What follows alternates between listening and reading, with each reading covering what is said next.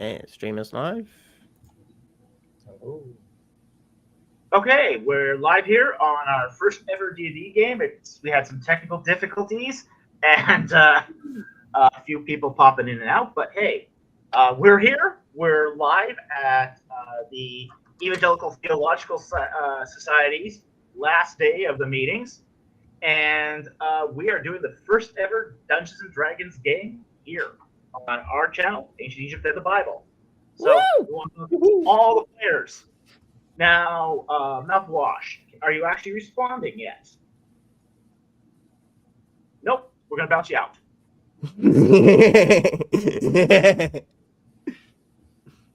So, he's gone. So we got 4 players here. Already perished. We have a fifth in the background? No. All right. You can't, give me. Just going to help us. It's going to kill us. It doesn't reach. Okay, just a second.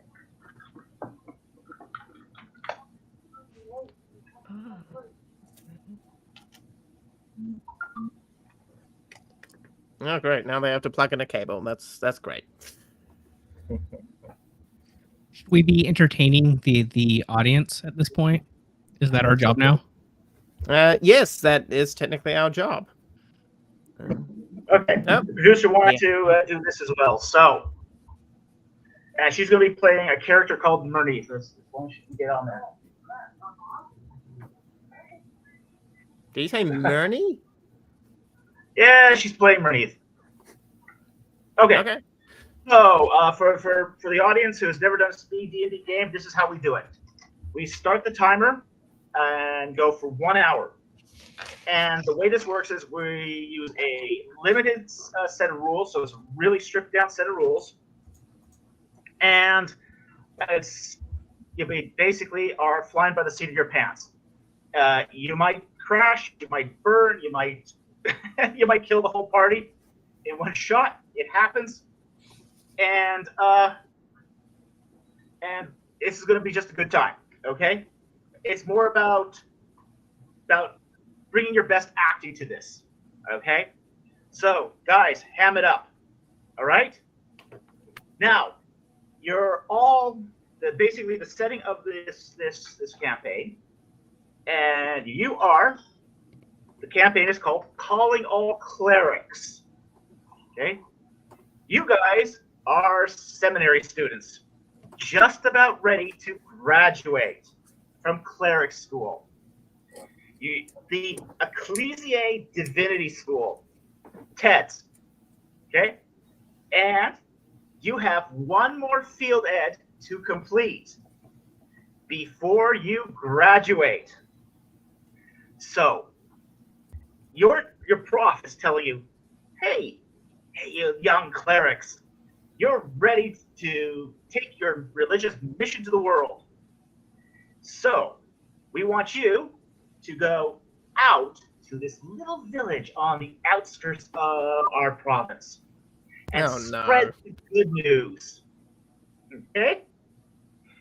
So, you guys get sent out. Okay? And the story here is going to pick up as you enter the outskirts of this little village. You see a run-down little hovel. Now, all you have on your person is your robe, your holy symbol, and 50 pieces of gold that you've been given on the way out. Because your schoolmaster says, you're going to have to either buy supplies, and if you're good at your mission, you're the people will support you, like any good charitable work. If you're not good at your mission, you'll probably end up being a mendicant, begging your way from hostel to hostel. Okay? So, you see that something's not quite right about this village. It has been inhabited. You see some chickens running around. You see the streets are empty. It's quiet. Okay, can I take one of the chickens? You can steal a chicken, yeah. Yeah. Okay. All right. I'm taking a chicken. All right. You're taking a chicken. Okay. All right. He's gonna be our companion. He's gonna be. What was your alignment? Neutral good. Well, you're now neutral. Okay. Okay? I mean, no one's around. No one's, like, the chicken is just kind of... Your God's watching you. Okay. All right, we have a chicken now. We have a chicken. Does anyone want to You name have a him? chicken. We were Oh, sent hang on, to hang on. give the good news here. We weren't sent to steal chickens. I think I detect evil. Detect evil. Well, you're definitely detecting evil. What? Okay, so- he'll be our friend. We'll love him. So Grunt here steals a chicken. That's his first missionary act. I'm a seminary. He commits theft. Good start. You're doing well. But that doesn't seem to change a whole lot. It's still a pretty deserted village. Okay? But then you hear something in the distance. You hear sort of hear yelling in Orcish. Okay? Now do you speak Orcish?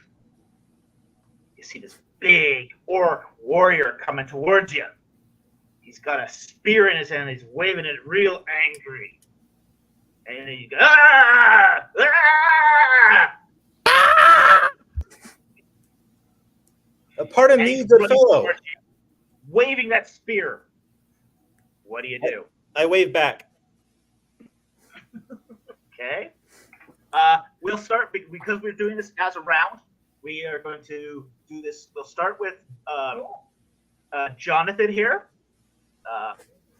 and then move to Ark, and then Michael, and then Marlo. That's going to be our order. I offer him the chicken that was stolen. He's As a not peace interested offering. in the chicken. We offer him Ark. He's not interested in Ark either. Okay. He needs help. We're here to help.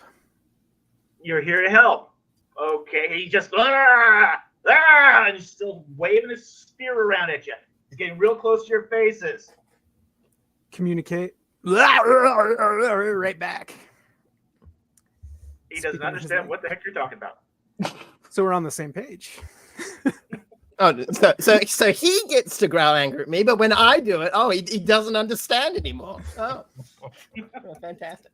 I say popcorn, Michael B. Popcorn Michael B. Okay, so where is this orc coming from? Is there anything behind it? I mean, it's You clearly see the chief village behind it. okay. Chief domicile there. Okay, I'm gonna just try to walk around it and go to the village. I mean, it's occupied with these other the other clerics, so I can.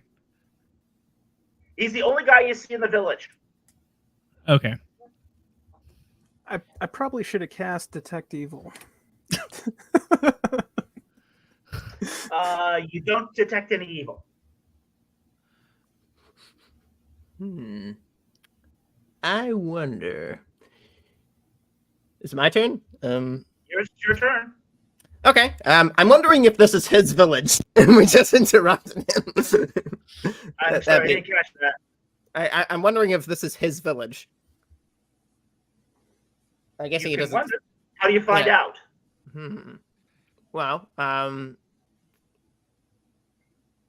can I talk to him and say hello? Are you up for a reasonable conversation? He grunts back. I like point down to the ground. Is this your village? Like and like Not. spread out my hands in like a sweeping motion. Is this general area your village? He nods. Oh, is this yours? And I hold up the chicken. He basically nods his head. No. Oh, okay. I'm keeping it then. Okay. I will. Time's up. Michael B's turn. Okay. Oh, awesome. Okay, how much common do you speak or understand, orc person? He Makes draws it an ear on the ground. Okay, so you can understand us. Can you draw, or let's see what's going on. How can we help you? We don't speak Orcish, so show us. He points to you to go away. I am happy to do that after we tell you the good news. Marlo, your turn. Does the orc look hurt at all? No. All right. I begin to taking what's his name? Caleb's taking the impetus from Caleb. I start to preach to this orc about the good news that we were sent out to preach to this tiny hovel, and just making sort of just grand sweeping gestures and talking very loud, more loudly than I should, towards just the general area, knowing that there's only this orc here to hear it. He looks sad and bored. You're not very good at this. Jonathan, your turn. I walk past him where he came from. He starts waving his hands wildly. I stop and ask if he needs help. He nods his head. Okay. Can you draw what you need help with? Is it your family? He nods his head. Can you take us there? And he does. He takes you to the chief's village, to the chief's hut. All right. Well, while we're going there, I'm going to steal a second chicken. Stay a second. Yes, I'll take 2 chickens under arms. You're all supposed to be playing good characters, right? Yeah, but the chickens are just there, and they're not his. Can so I might as well flap take him and put the chickens down? Like, is that a thing I can do? Like, just stop it. Well, but we might need Hey, these. it's your for later. party. Okay, so you arrive into this tall, long house. And at the end of the hall is a human being. Dressed in, let's just say, better than average robes. And he approaches you. And he says, clerics. You might be who we need.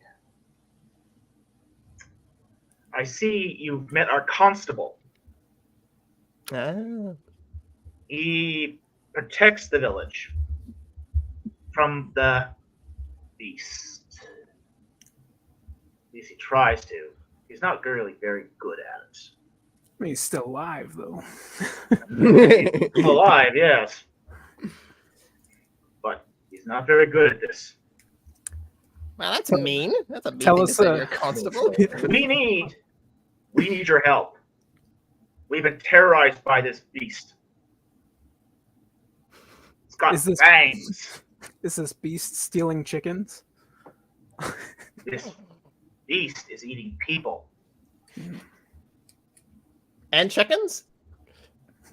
I don't think it really bothers with the chickens. Tell us more about this beast. Oh, it's got red eyes. It's like fire. It can leap 30 feet high. It's invincible. But if anyone can do it, Men of the Cloth can do it. We unite Now. in a chorus of singing. We need a holy hand grenade. Oh, yeah. I don't know how to do it. Now, you've got an option. I'm going to you can either visit. We have 2 wise people in our village. You can either go up to the temple on the raised tell, the mount, the holy mount of the goddess, and the priestess will answer for you give you one word of wisdom, but only one word of wisdom. Or you can talk to our sage, and he will answer any question you want. I would recommend the sage. I'd say the sage. Right, can I request Go. one word at a time for several questions? The priestess will give you one nugget of wisdom. That's all. Yeah, I should probably talk Is to the that sage then. in total or per each one of us? Because there are enough of Total. us to make us. Oh, okay. Total. One word for the group. Don't let Ark speak. Bind him hand Or and foot. you can and talk gag to him. the sage, and the great and mighty sage, the wise and sage, will answer any question you ask. Is the sage also up the mountain, or is he just down the street? He's down the street. Oh, yeah, we should probably go do that then. Sage. That seems way easier. Let's go talk to the sage. What do you say? Take a vote. Sage. Sage. I'll go with the priestess. Pagan. Who's the last one? Just kidding. Say that one more time. One more vote. Okay, I count 2-1. He's the only person who hasn't voted. John, have you vote? That was for the sage, but All right, that's so I 3-1. think we Let's got go. 3-1. 3-1 for That's the sage. fine. Okay.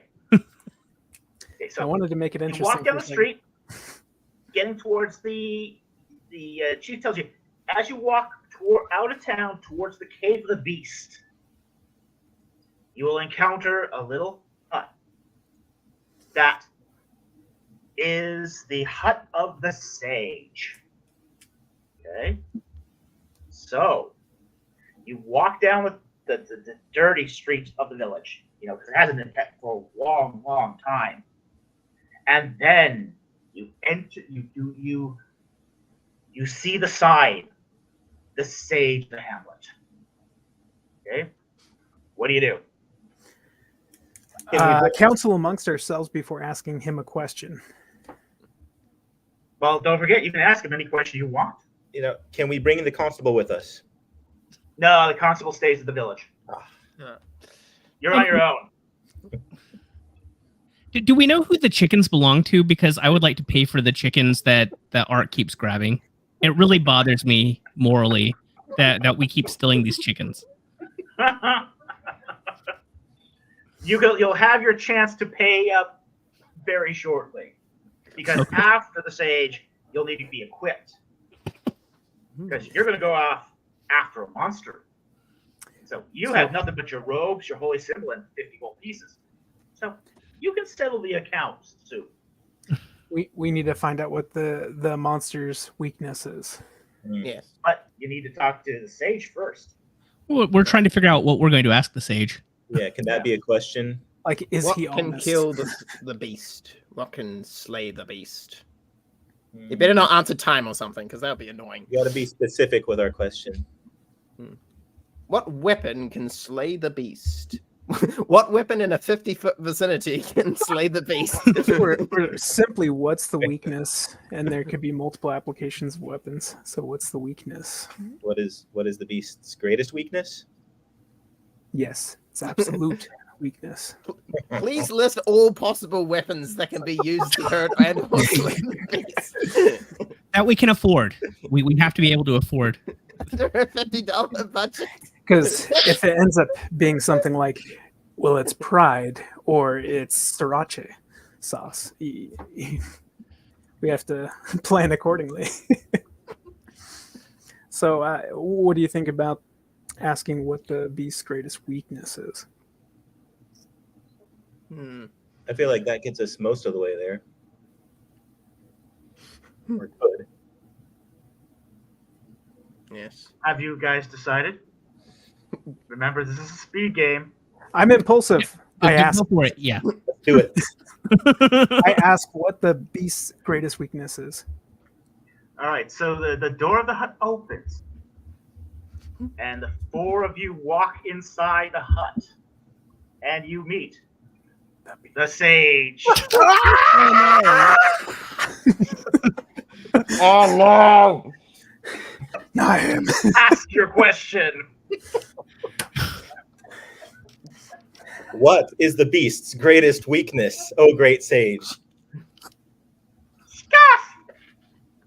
Fantastic. Right. What did he just say? Stop. It's Stuff. I ask a second question. Do you take bribes? Could be.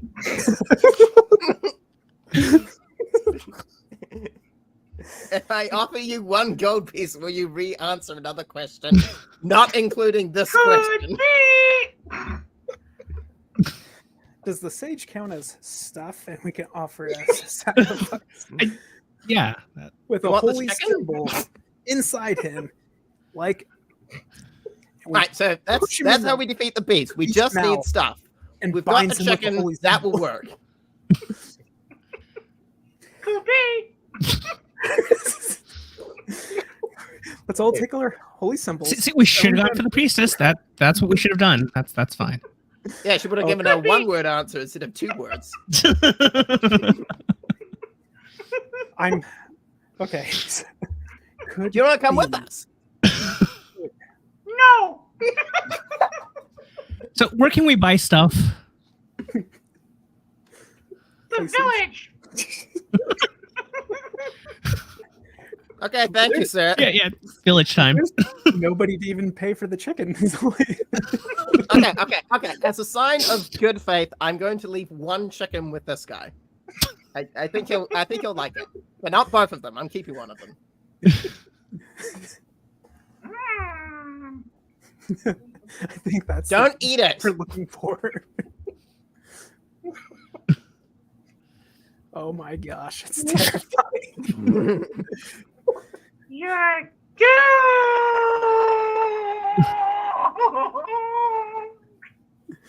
We know, sir. Thank you for your time.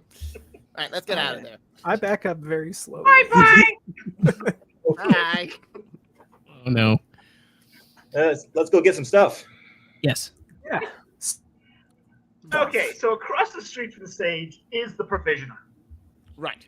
From there, you can buy what you need. You're going to need to buy some food, probably, because you're going to get Got hungry. those chickens. You're probably going to need some weapons, maybe. It depends if you're a pacifist or not. You got a ways ahead. Do you have a mule for us to carry our stuff? Oh no, you're carrying it. Why You didn't got you 50 steal that? pieces of gold. You're not buying much. Trust me. Well, we've collectively got 200 pieces of gold, which is quite a lot of stuff. Yeah. Yeah. So Uh, you go to the provisioner. You see a wood shack there. You open the door. You walk inside, and you see stuff, weapons, food. But there's something a little odd. It's not your normal adventure fare. You see it's not your typical rations like dried meat, chicken, cattle, that sort of thing. Vegetables. All vegetables. Mm. Carrots, potatoes, turnips, cabbage. Boil them, And mash the them, stick provisioner them in says, the spoon. "Hey there, how can I help you?" Do you have corn? Do you have what? Corn for my chicken. No corn. I'd like some corn. We don't have corn. Do you have any feed at all? No feed. Okay, I'll take 3 carrots then. Okay. 3 carrots. That'll be 3 gold pieces. Wow, that's absurd and ridiculous. Here's your 3 gold pieces. Hey, you're free to go elsewhere if you don't like the price. Oh, wait, there's no elsewhere. I'm the only provisioner in town. And the beast has driven up prices beautifully. So I'm making well. Oh, really? The beast is the government.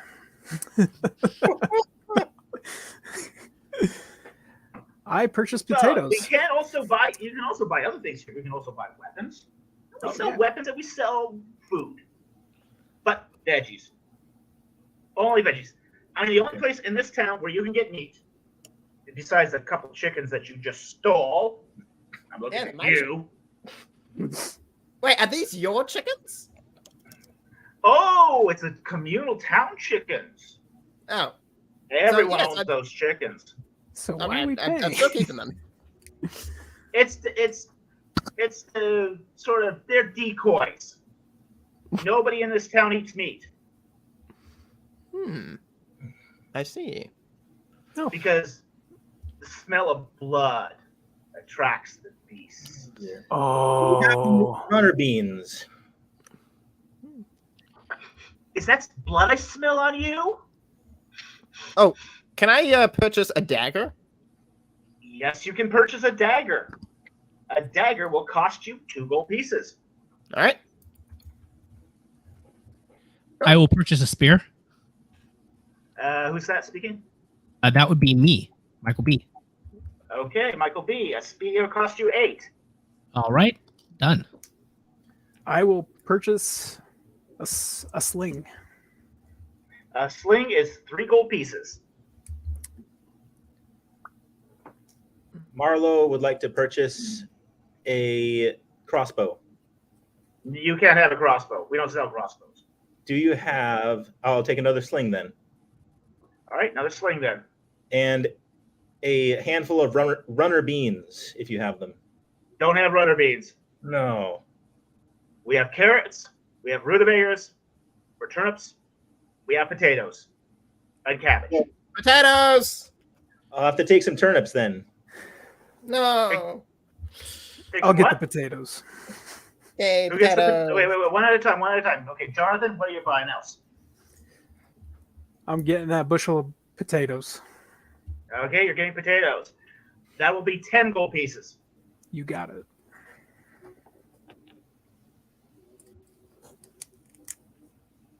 Okay. Art, what else are you buying? Oh, by the way, Commissioner tells you there is one place in town where you can buy these. KFC. But we wouldn't recommend it. Okay. We would not recommend you buy KFC. And you'll find the KFC just before you enter the cave. Okay. Okay? So, if you're into that kind of thing, you can buy meat there. Awesome. Woo! But I would really recommend against it. All right. All right. Noted. Do you have any rope? Rope. Okay, what were you buying, Michael? Well, okay, I'll go ahead and fine. I will ask for rope. Marlo. Yeah, rope is also being asked about. How much is rope? No rope. We don't sell rope. Who doesn't sell rope? Oh, how sad. It's Bad just crap? potatoes and stuff. What do Pigeons? you? I'll go We and sell take one of weapons those. and we sell vegetables. That's all we sell. No I will water. also take a sling because everybody else is doing that, and I want to be a cool kid. Okay. And Well, if then you want to be a cool kid, you should buy a battle axe or a morning star. I have a spear. I'm already different. So I have the spear. That makes me cool. And then I did what everyone else is doing too. So I'm both conformist and outlier. So it's good. I'll buy a tomahawk. That would be a fun thing too. What do they have in the way of armor here? No armor. All right. You got your robes. That's all the armor you need. Got robes. I will also buy a mace then. This is Marlo. Okay. The mace, the closest thing we have is a morning star. Or I a will take footman's morning strap. star. That'll be 250 gold pieces. Never mind. Oh crap! How much is a tomahawk? We don't sell tomahawks. Closest thing we got is a battle axe. Okay, I will take. That's 250 gold pieces. I'll just take a dagger as well. All right. You Do want you the have dagger as well? Do you Dagger have a will cost bag? 2 gold. We don't You sell said- bags. 2 gold. Okay. All right, so Jonathan, you also have a dagger. You are down to 35 gold pieces. I use my dagger to cut up the bottom half of my robes, form rope. Can Okay. I have some money from you guys? Give me that chicken. You want to purchase this chicken for money? No, I don't want it. Okay. But can I have some money, please? 15 gold pieces, perhaps? That should probably do it. I give him 15 gold pieces. All right, cool. And I'm going to take Okay, my who gave? pouch- Okay, just say who gave who 50 gold pieces, because you guys are sort of blending in. Marlowe gives, was it Grud? Yeah, Grud. 15 gold pieces. Okay. Oh, and I'm Alright, going to 15 take that gold 15 gold, and I'm going to put that in my sack where I keep my money. Then I'm going to tie a knot at the mouth of it, and I've got a nice bludgeoning tool. Right then. Okay, we will have a bludgeoning tool, Yeah, but Well, 50 that gold cost me- pieces isn't going to be much of a bludgeoning tool. it's effective enough. Yeah, these are not very thick gold pieces. Inflation. They start carving off the sides. Flattening them like real gold pieces. So I'm afraid Alright. to ask, but do they have any bows and No arrows? bows.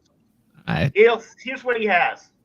He's got battle axes, quarterstaffs, spears, footmen's flails, knives, morning stars, and slings. That's his inventory. I ask him how much a quarterstaff is. A quarterstaff is 5. I will take that then. This is Marlowe. I will Okay. also take a quarterstaff, actually. Okay.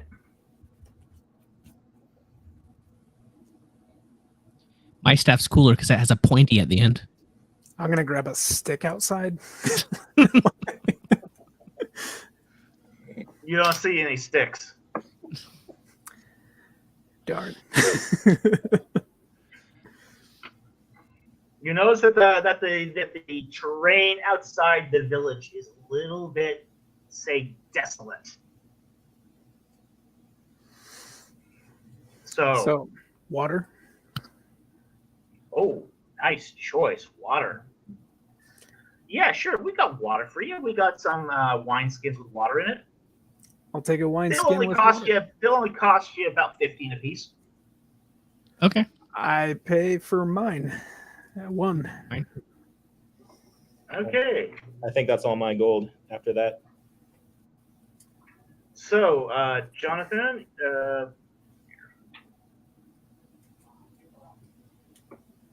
let's see what we got here. Okay, how much gold do you think you have? 20 left 20? after this. 20 left after this. Yes. Josiah the Sire, how Uh, much gold do you have left? How much were the turnips? Turnips are 5 apiece. And then the sling? And the what? The sling? The sling's 3.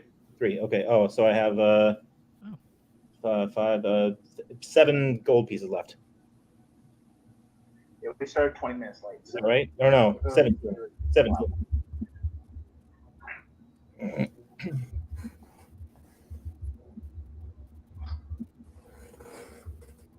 Okay, Grund, how much gold do you have left? How much was a dagger? How much was the what? A dagger. Dagger was 3. I have It's 32. 54 gold pieces. 54 gold pieces. Okay, and Caleb? How much I is- have 27 gold pieces, but I think I want to buy some potatoes too. Okay, how many potatoes? I will. How much are the potatoes? 5 apiece. I'll go ahead and take 2 of those. How many? 2. 2. Okay, you got 17 left.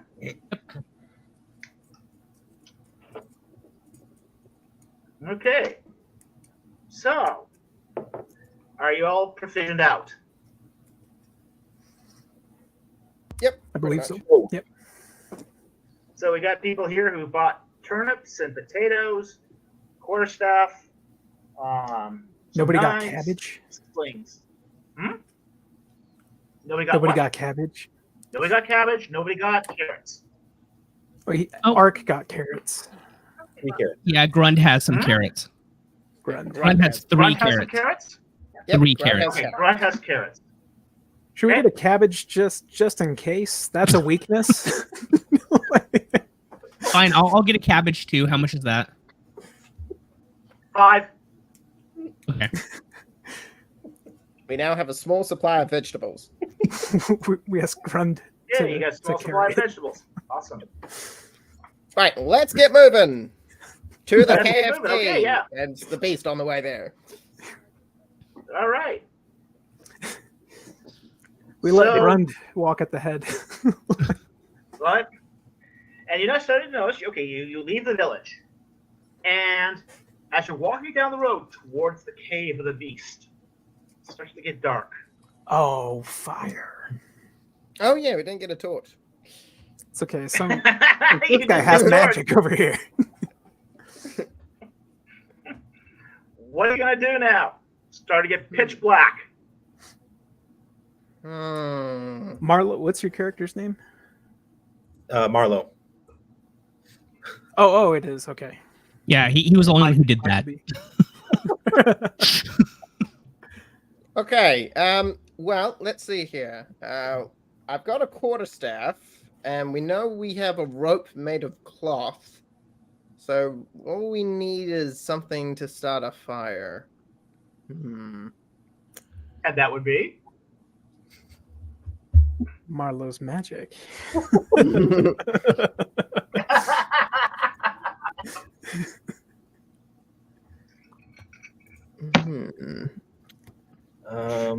Tricky. Well, you don't have anything to start a fire with, do you? No, it doesn't. No. So Bit of an you oversight. crawl to the side of the road, and you start freezing because you've got Great no work, everyone. fire. Oh dear. At least we have vegetables. Okay, hang on. Take off a hit point each for hypothermia. All right. Okay. Should we look for the light at the KFC? What are you gonna do? Eat raw chicken? Well, I have carrots, so. Well, this would be a good time to eat what you got. Eat some potato. I'm gonna eat some Yeah, potatoes. potato time. You're gonna eat raw potato. Boil and mash. Yeah. Have you ever been poor? Yeah, you eat some raw potato. Raw potato. Oh, that's gonna be fun. I pass around the turnips. Keeps the teeth. I'll strong. share the cabbage. Arcolas, have you eaten all your carrots? I'll just have one so far. Okay, so you just how many got left? 2 carrots. 2 carrots. How many potatoes have you guys got left? I have 1 potato and no cabbage left. Okay, 1 potato, no cabbage. Marlo. However many turnips 5 gold pieces bought. That's 1. Oh, okay. Then I share my turnip with everybody. So you've got no food. No fault. Okay. Well, somehow you 1 guys survived the night. Okay. You guys somehow have survived the night. Hooray, we win!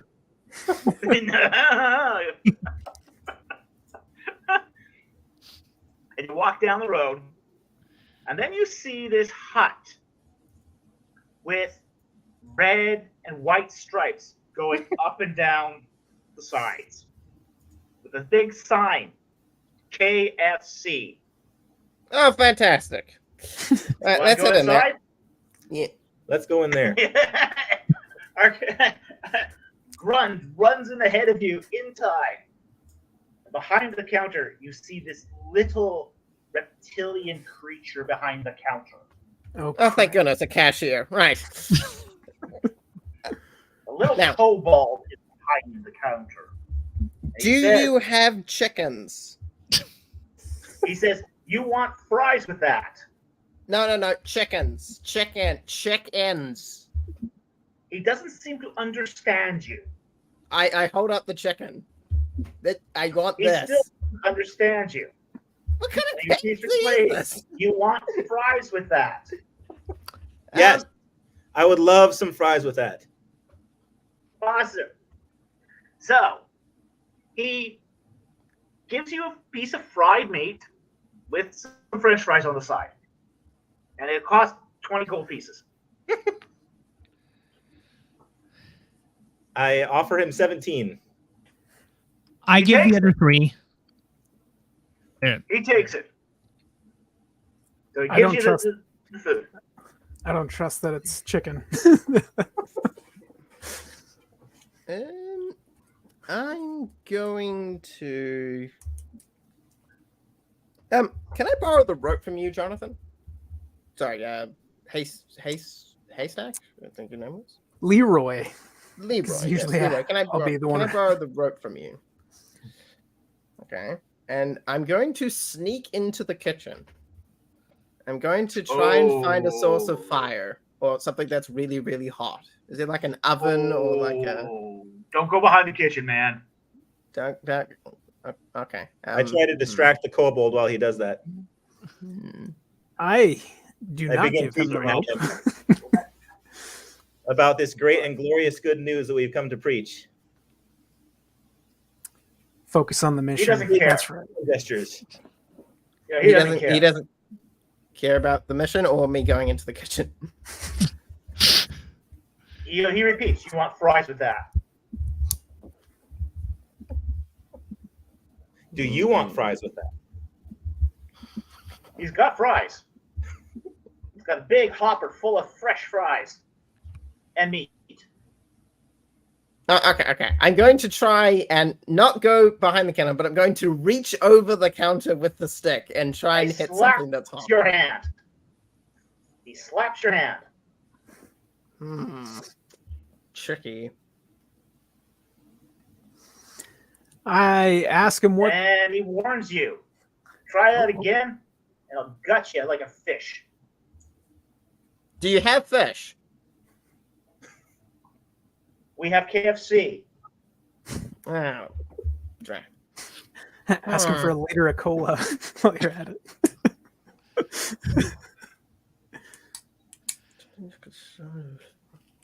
Oh, are there any lights in the KFC? So what? Like a light or something, or like some kind of? It's natural sunlight coming in and out of the roof. Is there any windows? There's a small window by the door. Okay, I'm going to slowly go next to the window. You And I'm going approach to- the door.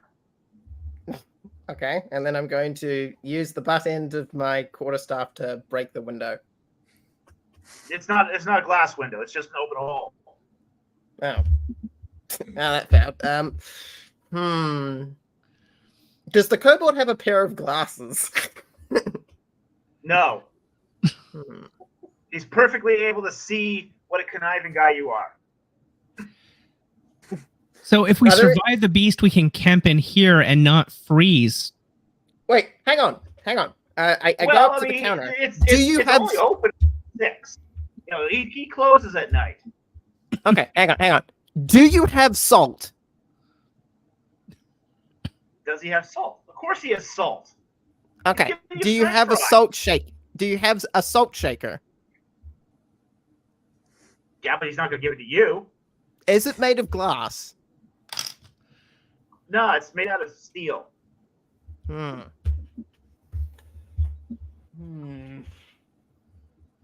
Next Is turn. the storekeeper human? No, the storekeeper's not human. The storekeeper is a kobold. What's it called? Small reptilian, Oh, yeah. humanoid-like creature. I ask what kind of meat. He just says meat. Good meat. Very fresh. Hang I on. asked Hang him on. if Hang KFC on. stands for Kobold Fried Chicken. Do you know the Beast? Ask the kobold this. He says everyone knows about the beast. Okay. And the Beast doesn't eat you, correct? Like, The I'm kobold. presuming there isn't an endless pile of kobold corpses in the back somewhere. There's no kobold corpses in the back. Okay. Okay. All right. I have an idea, but it's a bit risky. What if we kidnap the kobold and use it as a human shield, and You then mean a it kobold won't eat it, and then it won't eat him because he doesn't eat him normally?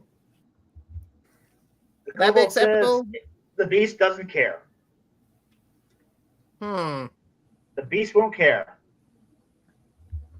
Okay. So, how did he not get eaten by the beast ever? They're kobolds. Well, They live in the cave. Obviously, he doesn't care. Yeah. No. They Okay, we should probably he just says, head into the hey, cave. the beast just ignores us. When's the next Too time he small, sheds the too skin? insignificant. We just don't taste good. We're too small, too insignificant, and he doesn't care. Okay. So we can travel in and out of the cave no matter what. So has The beast, we asked we don't the bother him. He doesn't bother us. Okay. Hang on. Do you have a light when you go into the cave? Of course not. We can see in the dark. Oh yeah. Hmm. Did the humans bother the beast? The beast. Oh, the beast and humans. Well, that's a different matter. But that's no concern of mine. I just sell KFC with fries. You want fries with that? Do you accept bribes? I accept gold Hmm. for KFC. Let's see if we can get some fat from the fryer and dip that rag that you made from your clothes in the fat and then put it on a stick and use it as a torch. Okay, Marlo, great idea. It'll only cost you 20 gold pieces and an order of KFC.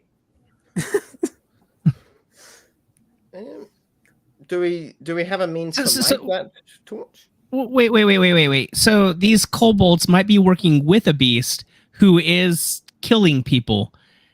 Can we get verification that this is an evil creature? Because if so, I think that we might need to help Convert fix it. the world a little bit by making it a little bit less evil. Detect evil. Okay. Okay, who was it that Haystack- had that? Haystack has to detect evil. Oh, he detects evil. What? Like, we gotta do something. Oh, He's All still right. going to sell you the KFC, though. Hmm. don't Is even. the evil coming from the kobold or just from the general area? From the kobold. Uh-oh. He's serving Kentucky Fried Human. I'm going to make a roll here. You just detect general evil. Ah. He's just generally a evil guy. It's like going to the DMV. Newsflash: all kobolds are evil. Hmm. I asked if we could buy any of his last sheds of skin. Oh, hang on. I should have probably asked this. Do you do deliveries? Yes, Oh, hang on. 1 second. Okay. And then I'm going but to. we don't deliver into the cave. Oh. We deliver into the village. Hmm. Wait, do you do that often? No, Hmm. not going to do it. You can't Ken. pay me enough to do that. I asked we- him if KFC stands for Kobold Wait a Fried Clerics. You smell like blood. Yeah, sorry about that. Hmm. Definitely not going to do that. Not deliver to your house. Kentucky Fried Clarence. All right, let's go into the cave, shall we? Unless we're finished here. No, none of you are gonna buy. You're just gonna waste my time. Well, kind of. Well, I mean, you've been doing nothing but wasting our time during this entire time. Like, I propositioned you to be a human shield. You say no. I say you can go into the back. You say no. Like, Hey, you've done nothing but waste my You time. I can't have buy an something. idea. I got an Marlo idea. bought a whole KFC basket and some fries. We paid the 20 gold for it. Exactly. That's one order. Yeah. We And then are we at want to one buy order. that grease for the torch. You're going to pay for the KFC order, and you'll get your torch. You're fat for your torch. If someone has the gold for it, I have 9 gold left. I've got 20. He has 54. I'm out. Who's out? Me, Marlo. Okay. Well, let's look at our other options. Perhaps we see if this guy will let us reside with him for the evening, be friends, and we can go teach at his home. I'm generally in favor of killing the evil No. bugger, and then we would have access to everything. Because if No. he's the only one You're here not and he staying in is my evil, home. Yeah. Oh, you Can we live buy- here. Absolutely not. I keep my business separate from my home life. Can we buy Do the last skins he shed as a reptilian creature? Hey, you have you either going to buy or going to get out of my shop. Do you have a wife? What business is that of yours? Do you have a girlfriend? Get out of my shop. Okay, fair enough. I'm gonna leave him a tip for being so nice to us. I'm gonna just put 56 gold pieces on the counter. Have fun with that. Out! You I other just need three, the you other 56 three can gold pieces stay. with him. You other Okay. three can stay. I'm just gonna leave. Especially you, Marlo. You actually bought the KFC. Oh man. I'm gonna buy some. So you two other gentlemen. Can I interest you with fries? I'll take fries with that stuff. Just the fries? Just sell me stuff. We sell meat. Okay. meat, fried meat, and fries. That's what we sell here. Oh, good do one try. That was a One good order. try. Yeah. One order. Stop wasting my time. Buy something or go. I'm buying. One order. I still think we should kill him. All right, who's ordering? In a dog. I'm ordering in a Alright. doggy bag. Jonathan, you've ordered. You bought yourself. Here's your KFC, fresh, hot, and tasty. Cool. Okay. What about you, Caleb? I'm the only murder hobo in the group. Okay, so how much is just a side of fries? 10. How much would it cost for you to turn this potato into fries? I brought you the potato, so I would just be paying you for your labor. 10. Makes sense? Potatoes Okay. are cheap. I get them wholesale. Yeah. Oh, does he get them from the village? I say we wait till nighttime when this guy's all done. And what was your character's My name? Mike? cousins guard the place. Oh, good. We can talk to him. Go as well for you if you did that. You got Don and Giuseppe here guarding the place. Wait a second. Okay. My 8 cousins guard the place. Okay. Thought he was going to say the beast guards the place during the night. That'd be hilarious. No. The beast doesn't guard us. No. Those just don't mess with us. All right. Well, let's go into the We got a cave. big And- family to guard the place. All right, Yeah, make sure I think I'm heading to the cave with Grud. make sure to grab the grease on the way out. He takes your rag, he soaks it into the grease, and hands it back to you. All right. The rest of you deadbeats get out.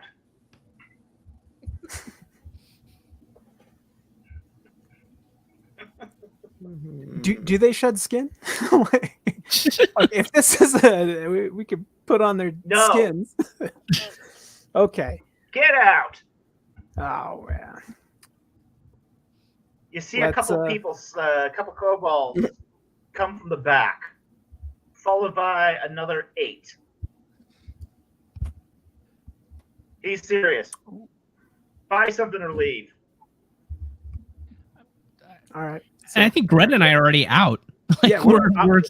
I thought we walked out. So, Michael, you have been forced out, and all the party is now outside of KFC. And now you're at the entrance of the cave. I'm still Where carrying a next? doggy bag of KFC. You're still carrying the doggy bag of KFC. 2 of you have bought KFC. So, you go into the cave. Of course, like any cave, it's dark. What do you do? I'm gonna wind the greasy rag around my staff and light it. Okay. You got some light here. Okay. You see the cave is dark and cold. You see little eyes peer for you from the corners. They're not making any advances. They're just watching. Well, let's You keep going. advance in the- Let's keep going. Come on. We can't. I We hear can't. We can't. We'll just keep moving. We can't just stay here and see the sights. We've got Okay, to be still. you move. You get further down the cave. Okay, you're getting closer to the cave. Okay, you're going down deeper and deeper and deeper into the cave. Okay, now you start to you hear slight crunching under your feet. What do you do? Oh. Well, look at it. Obviously, whoever has the torch, look at the floor. What are we stepping on? Is it bones? It's bones. Go. I'm gonna try and find the biggest one and pick it up. Okay, you find a feeder and you pick it up. Yeah, got a female. Okay. But you notice too, it's starting to get dark again. You spent a lot of time at that KFC. You better sort of camp down again. Okay. Well, I got some fries. What do you have to eat? Got some fries and Okay. some KFC. I'll eat the fries and leave the meat available for anybody who wants it. Okay. I'll have it. Fries and eat the meat. Or I'll have leave a the carrot. meat. Okay. I'll eat the meat and leave the fries. You'll have a carrot. You'll eat the meat and leave the fries. My Notice that it has kind of a weird aftertaste. uh-oh. I'm going to eat my potato raw. You're gonna eat your potato. This meat tastes weird. Okay. Meat tastes a little weird. Is it cooked? Oh, it's well cooked, well Okay. seasoned, it's tasty, really, really tasty, really, really, really tasty. Perfectly seasoned with salt and pepper, and 11 herbs and spices. But there is kind of a weird taste to it. These bones that we're stepping on, are they cooked or what? They're not cooked. All right. No, the bones are not cooked. But you Are do there any see the stones? eyes with the still- stones? Stones what? Stones. Are there any stones in the on the ground too? No, there's no. I mean, there's just some rough rock. It's rough Oh, rock. okay. Cast detect evil.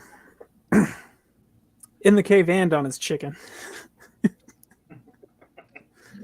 Okay, so you wake up in the morning, and your torch is sort of burning out. But you see in the shadows a kobold, different kobold. He's just sitting there, looking at you, just staring. Do you sell And- KFC? He says, "Did you actually eat that stuff?" Well, they did. Ew. I didn't. Ew. Why do you ask? Well, he's my cousin. I'm Vinny. Oh, you're the guy who guards the shop at night. No, I'm not the guy who guards the shop at night. That's my other cousin, Vinny. Oh. I'm the guy who goes near the lair of the beast and takes the meat and gives it to my cousin. Oh, recycling. Oh, fantastic.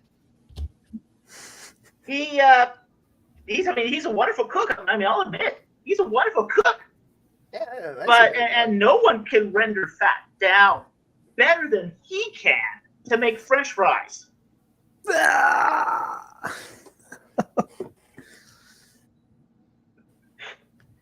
Wait, so the beast doesn't eat the meat? The beast doesn't eat the meat. Hmm. Oh no! The beast doesn't eat meat. On He the just bone. kills you. Well, that's He's a disappointing. vicious monster. Horrifying. Pointed ears, jagged teeth, razor sharp claws. But he doesn't eat meat. He just leaves it behind. We just are kind of a little bit enterprising here. We pick the meat up, dust it off, bring it to KFC, Kentucky Fried Cleric, and he does his magic. I vomit. Yeah. Don't vomit. You'll spoil the meat for the next group of people.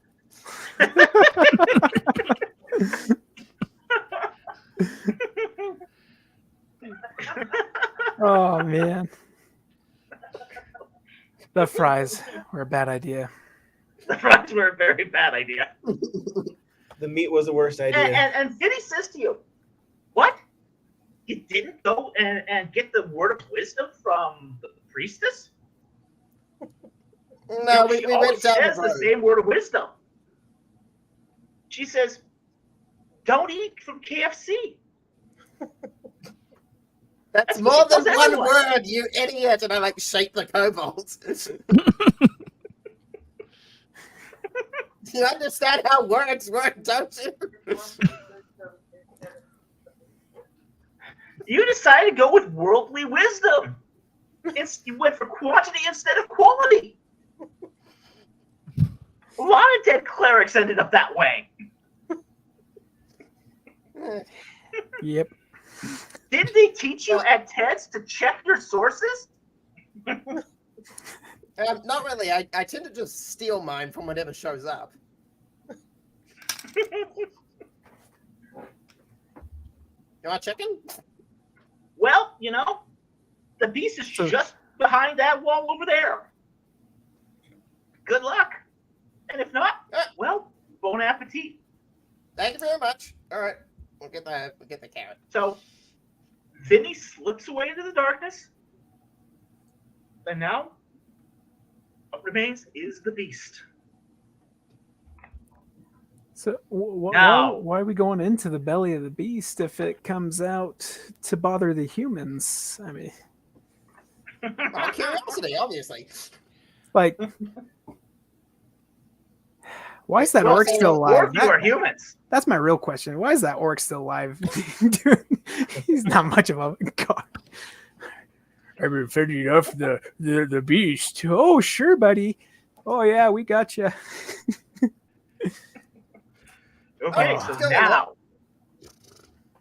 you advance forward and you get close. Very, very close. You can hear the breathing. It's terrifying. It's the colonel. Your hearts pound as you get ever, ever closer to the beast. As you turn the corner, you see the cave. pile of bones. On the very top of the pile, skeletons bleached white. You see a small white rabbit. Oh no! Oh no! Oh no! Back up.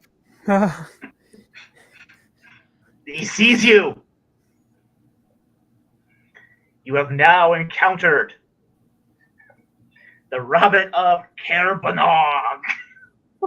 Offer him carrots! Offer him carrots! I think we have one. We have one carrot. We have one carrot to save us. And let's teach him something while we're at it. We'll have a blessing over the carrot. This is why this all happened. We never blessed our food.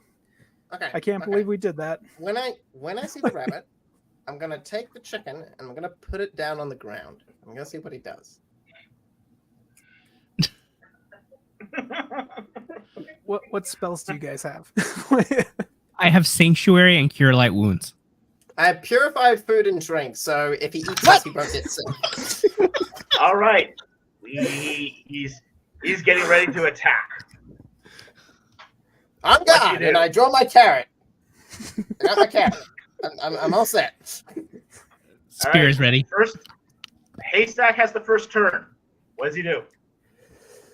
I push Ark's character in front with the carrot. That's Grud. All right, that is a alignment violation. You've now gone from good to neutral. Dang it. All right.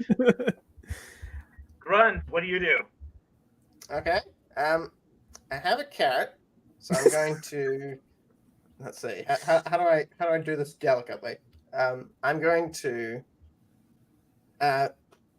go around the person who just pushed me, and then hold the carrot out in front of them.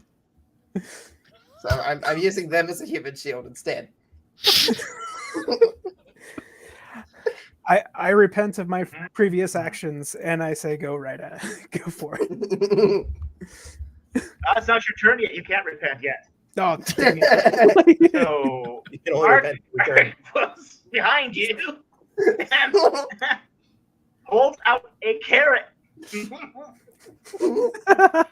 The rabbit just squints at you.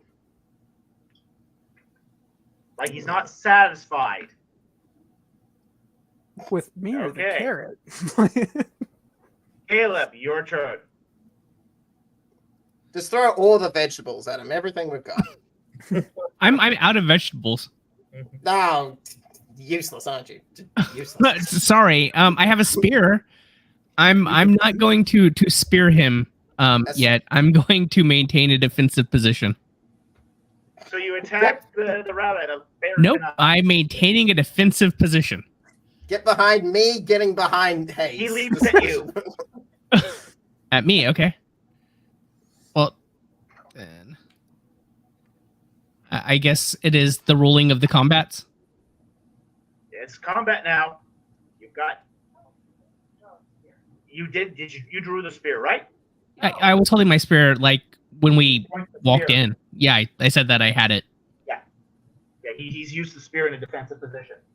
Mhm. So that's an antagonistic move to the rabbit of Kerbanad.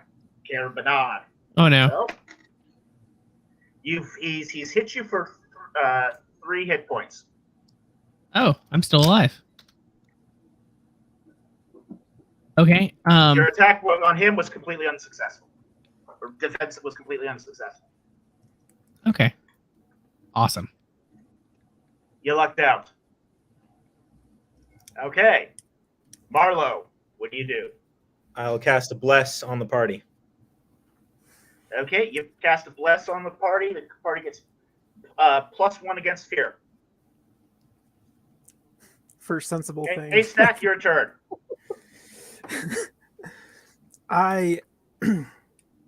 What does command do? Command, you give simple one-word commands and they obey. If they are not powerful, if they're just a weak creature.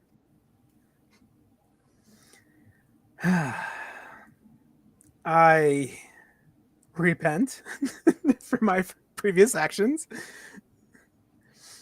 And It's not your turn yet. it's not. Okay. It's Leroy's turn. Leroy, what do you do? I hold up my holy symbol.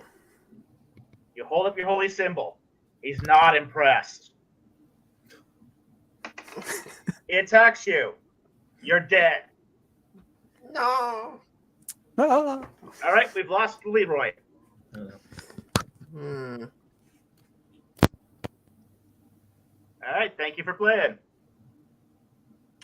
Goodbye, Leroy. All right. 3 of you left. Hmm. It is now Arcolis' turn. Okay.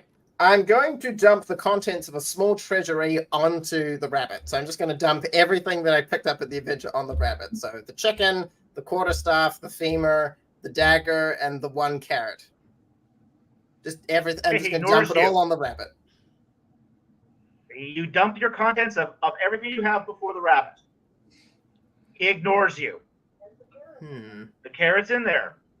He ignores you. All right. Caleb, your turn. I am going to cast Sanctuary on myself.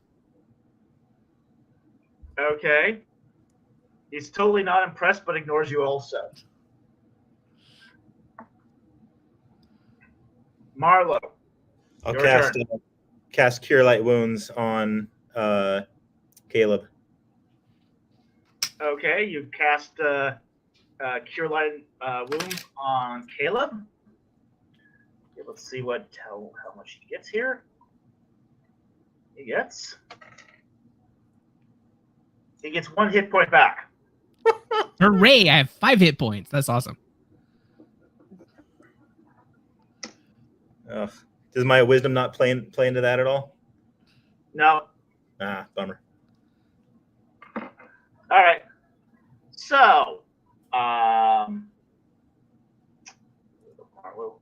next one here is Arcolis.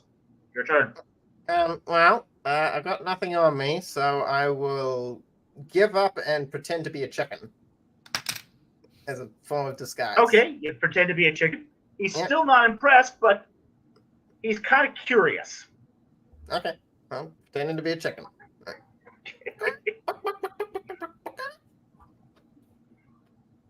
All right, Caleb. Or sorry, Caleb. Okay, so he ignores us when we don't jab at him with spears. So it's probably a good idea to not jab at him with spear. I will attempt to pick up the carrot and offer it to him specifically. All right. How are you going to offer it to him? With a gesture of gently putting it in his general direction. But placing it on the ground. Okay, you place it on the ground before him. You kneel before him, and you offer him the carrot. And he takes the carrot. Yay! And starts munching on the carrot. Okay? Marlo, your turn. I will offer him some water from my water skin. Okay, he appreciates that. Okay. Run, your turn. I don't really have anything left to offer him. So I might just sit down and chill out. Well, you are our animal handler. You could just pick him up. I mean, you did it with the chickens. I will attempt to pet him gently. Oh, he likes that. Oh. He really likes that. You have given him treats. You've given him water. And you've cuddled the rabbit. what you've done. Now, the alignment of the rabbit of Carabanog changes from chaotic evil to chaotic neutral. You have won a convert in the rabbit of Carabanog, and you have won the game. Yay! Yay! I'm Congratulations. taking the rabbit. Now, the kobolds are going to be really, really angry with you No problem. I've got a weapon. because there's and no I'll hold more up the meat rabbit. for KFC. Kill the infidels. But that's a problem for another group of clerics. Woohoo! We did it. Thank you very much for playing, gentlemen. I Thank hope you enjoyed the adventure. And this was our first D&D game here at ETS. Yay. Thank you so much for playing. No Thank you. problem. Lots of Yeah, fun. thank you guys. Okay. So I'm going to let you guys all go now. We finished it here, and I hope the audience really enjoyed that too. All right. So we're going to get back here, and we're going to start answering some questions for the rest of the night. Move. And let's start at the beginning here, because I don't think we have any super chats here. So no, we have no super chats. So we're just going to start answering questions. All righty. Just going to go down the list here. And let's see here. There's no questions. They're all following the game. Yeah, they're all following again. That's cool. We're good. So we're done with the game now, and we're just going to go into some non-super chats here for the next couple hours, and then we're going to call it a night. So, because I got to get on a plane tomorrow, so I can't stay up too late. So the first question here I'm going to take here is from Children of Yahweh. What Greek textbook would you recommend? I would recommend William Munson's Greek textbook. I think it's a really, really good textbook. I think it's really easy for a beginner, even one who has very little language experience and very little experience with languages in general, to sort of really teach themselves how to do Greek. So I think that's an excellent textbook. I think it's one that people can really benefit from. And all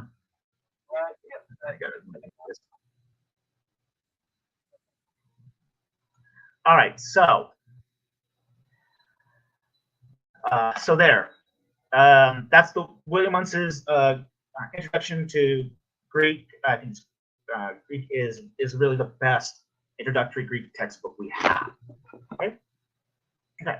So next non-super chat here.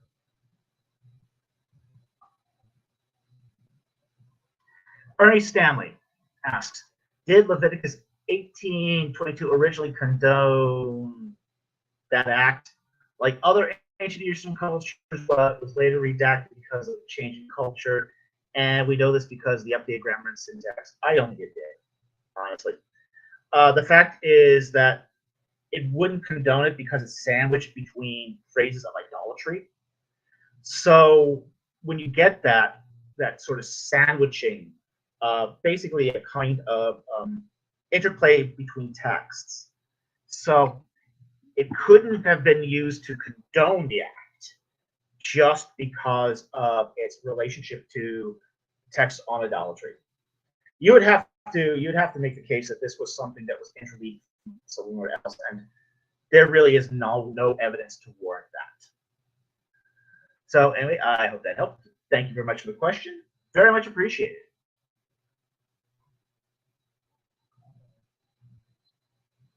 The next one here.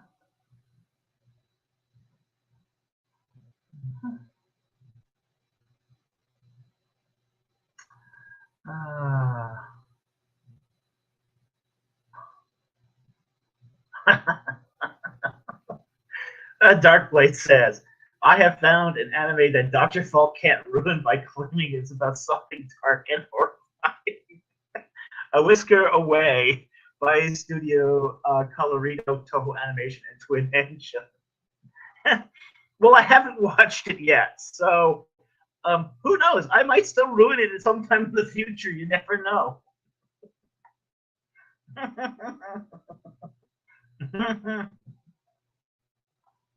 So you never know when I can ruin something. I mean, I can ruin all sorts of things.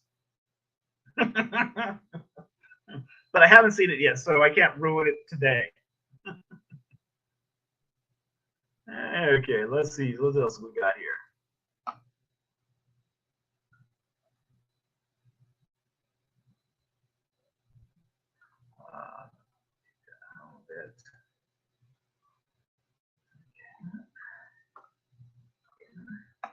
Just need to reorganize my windows here now that we're done with this.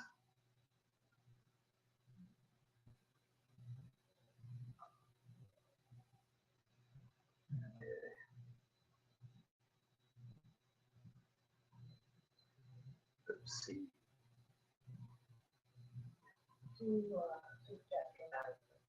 Okay, we got some super chats finally here. Let me go to the bottom here and take those super chats. Gotta reorganize my windows here. Just a second. Alrighty. Go wide here. Yeah, I'm operating here. For those who don't know, I'm operating from a hotel here.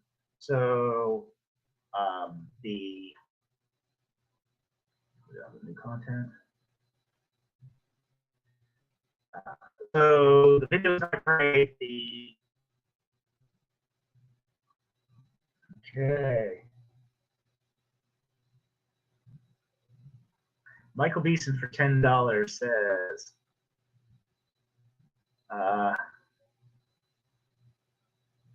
hello, show. This computer's also a little slow, not the best one for doing this, but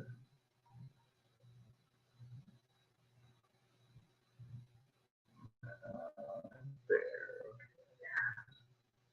All right, Michael Beeson for $10. Thank you very much for the super chat. We really appreciate it. And yeah, it says, thanks for the game. Winning is awesome. We hoped you would win because we hoped you would have found the solution. We figured that. Now, I want to say one thing. The Rabbit of Carabanog is a real D&D character. So it's been included in the actual canon, and you can find the character sheet on it on the D&D wiki. So it is an honest, real D&D character, a real D&D monster.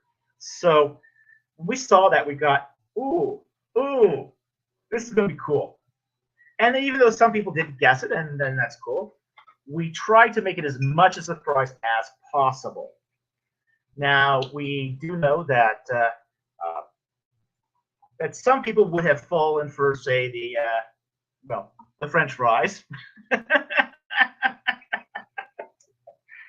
We figured if they might be suspicious of meat, but not the French fries. So we laced the French fries.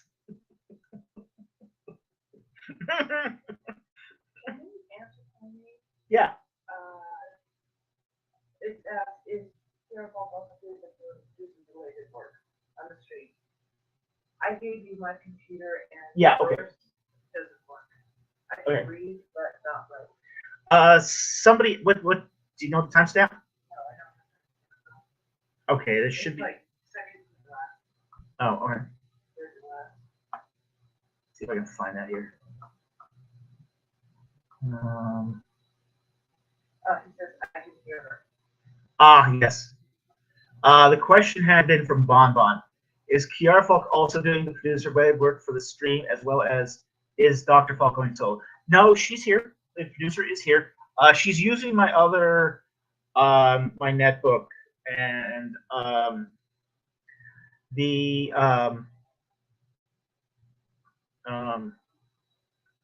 network didn't. The netbook, the Chromebook. Sorry, the Chromebook didn't work so well for the live stream. It just for some reason it didn't play well with the whole hotel's Wi-Fi. So she had to give me her laptop, and she's got my Chromebook, and she's having difficulty hooking in with it. So she's still reading comments. She's still there and she's still listening. So, so she's there. She's doing the job, but she's not. She doesn't have the same online presence that she normally does. And yes, I do play D&D. And yes, she does play D&D. Yeah, so she definitely does play D&D. Okay, let's get back to the super chats here.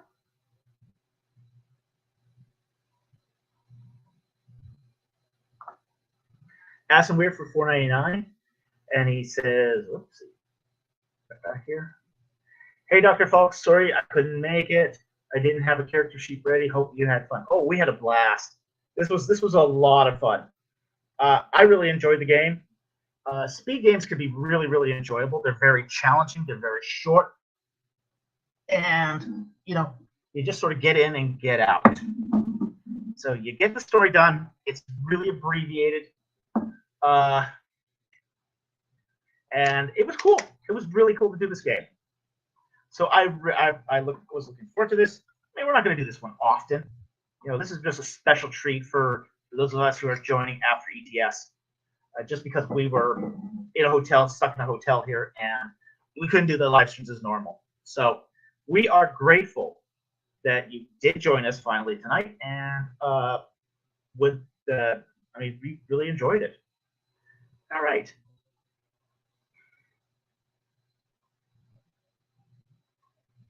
Asking Weird for $4.99. Did you attend the panel on Adam and Eve? If so, what are your thoughts? I didn't attend the panel on Adam and Eve. We got into the hotel here at 10 p.m. the night before, after an all-day trip that started at 7 a.m. We were so tired, we just slept in the following morning. I know IP attended, and apparently it wasn't well attended. They expected a big crowd for this, but apparently not many people actually showed up. It was just one of those things where it was just so hard to get up for that for most people here. So and they picked the worst time to actually do it, which was first thing in the morning on the first day. Now there's still people coming in on off their flights at that point. So yeah, it wasn't as well attended as they were hoping, and it wasn't for lack of good content. It was just the time slot was very poor. So anyway, I hope that helped. Thank you very much for the super chat. Really appreciate it. Warrior of the Most High, will you do live D&D again? Probably not in the near future. We might do it again sometime, maybe next year. Who knows? This was just a special one-off treat. So we might do it again, say next year. But well played. But for those who played, well played. It was a good game. They played well. They played smart. Most of them. The bunny likes the carrot. The bunny likes the carrot. The chicken's off doing chicken things, says my producer. And we only lost one character. At the end, it's just like that's actually pretty good, you know, for a first time, people who are playing for the first time, to lose only one character in a campaign like that, where everyone's first level cleric. That's actually really impressive. That's really, really impressive. So, so anyway, we hope to do it again sometime, but it's not going to be a regular thing here. This is just a treat. So thank you very much for the super chat. Sorry, the question. Really appreciate it.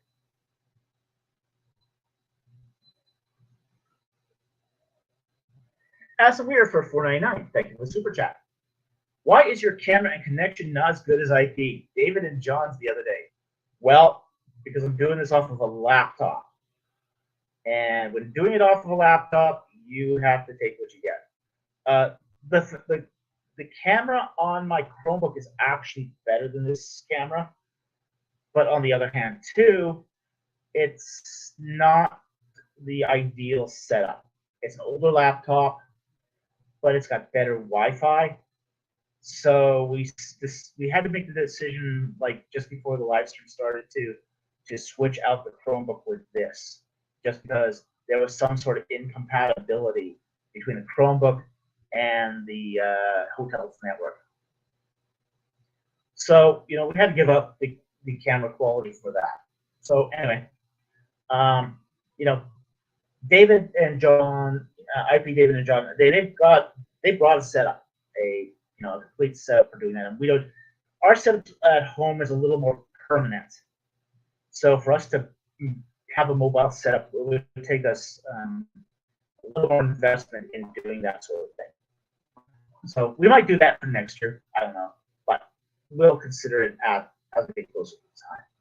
So anyway, thank you very much for the super chat. Really appreciate it, and hope that explains it.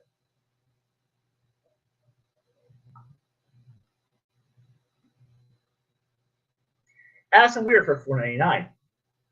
Any interesting and amusing encounters you had at ETS, especially concerning members of AVR? Oh, yes. Oh, yes. Do I tell them the Petrovich story? Oh, yes. Start with that one. All right. All right, we'll give you the Petrovich story.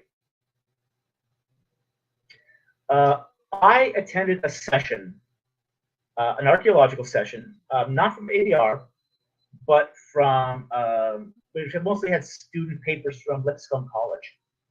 And Petrovich was moderating the session. And Petrovich just seems to put his foot in his mouth during all these things. Okay, so these are student papers.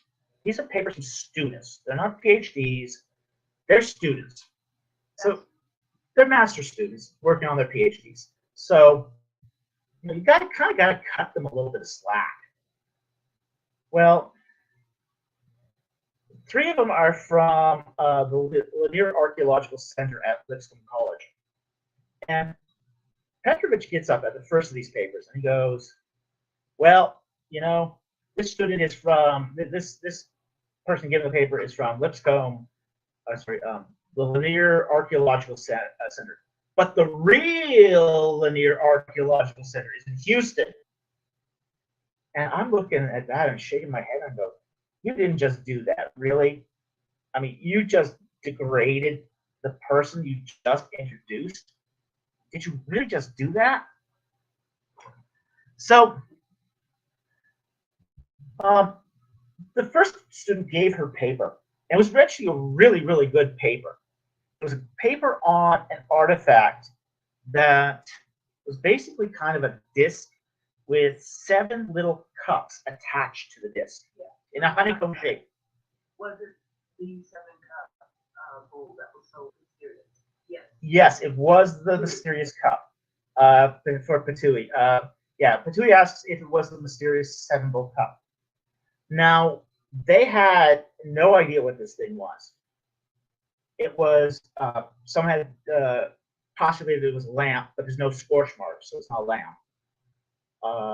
They were playing with the hypothesis that it was a libation offering. Okay. Now, Petrovich tried to say something to try to make himself look smart about the Middle Bronze Age and its relation to the Late Bronze Age, and it's just it was more of a comment than a question. So anyway, he finally takes the questions, and I raised my hand, and I asked, what size are the cups? How much capacity did they have? And she said, well, we don't really know. I mean, they've got a range. I said, okay, roughly, give me an estimate. Sort of estimate of how much capacity. And she goes, well, they're very small. They're only about 50 milliliters each. And I said, and she said, in each cup, there's a different substance. But only one substance. So some have, say, spices, but it's the same spice. Another cup will have animal fats, and the cup will have plant fats. And I said, have you ever considered a perfumery? Basically, the ancient equivalent of a pomander. Something that you load with specific perfumes to make the temple smell nice. Temples are nasty smelling places because you have a lot of offerings of meat. So they can smell awfully bad. This would take away the bad smell. And she goes, I never thought of that. And that's a really, really great suggestion. And you can see Petrovich just turn green. He's just turning green with envy. And it's just like, oh yeah, this is cool. And afterwards, one of the students came up and thanked me and said, that was really helpful. So hopefully this will contribute to a research, and it will be very helpful to going forward. So that was my big encounter with ADR this this semester, this conference. Although I did hear some other things about certain ABR members too, like for example, the NES has started to put the Bible Seminary booth inside its own, or seminary table inside its own booth. So they're no longer even pretending anymore that there's any separation between the NES and the Bible Seminary. So I caught a photo of that, and I thought that was very interesting too. So anyway, I hope that helped. Thank you very much for the super chat. We really appreciate it.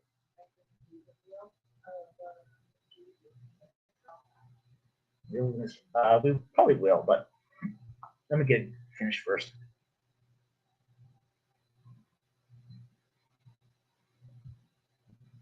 Okay, Aston Weir for $1.99. How was ETS overall? Well, thank you very much for the super chat. ETS was absolutely fantastic. I loved it. I met up with IP. Some of the people from the channel were also there, and some of them got selfies with Mr. EC. So that was a lot of fun. Yes, I actually brought Mr. EC to the conference, so we went around, and people who were interested could get their selfies done with Mr. EC. And the Mr. EC, being quite the narcissist, really enjoyed it too. Don't do much. Don't do much.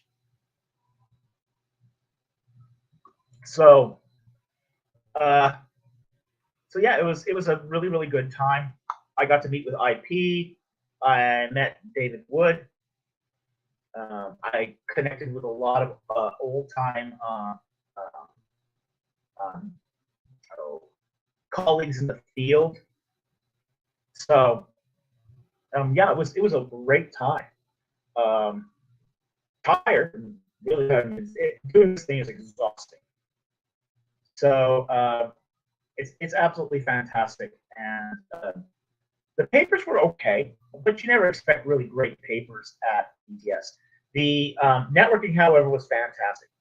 One thing I am going to do is I'm going to turn off the light in the back, though, because that's causing some glare. Just excuse me a moment.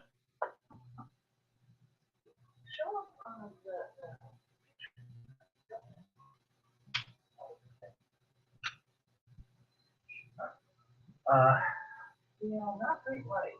No, it's not great light.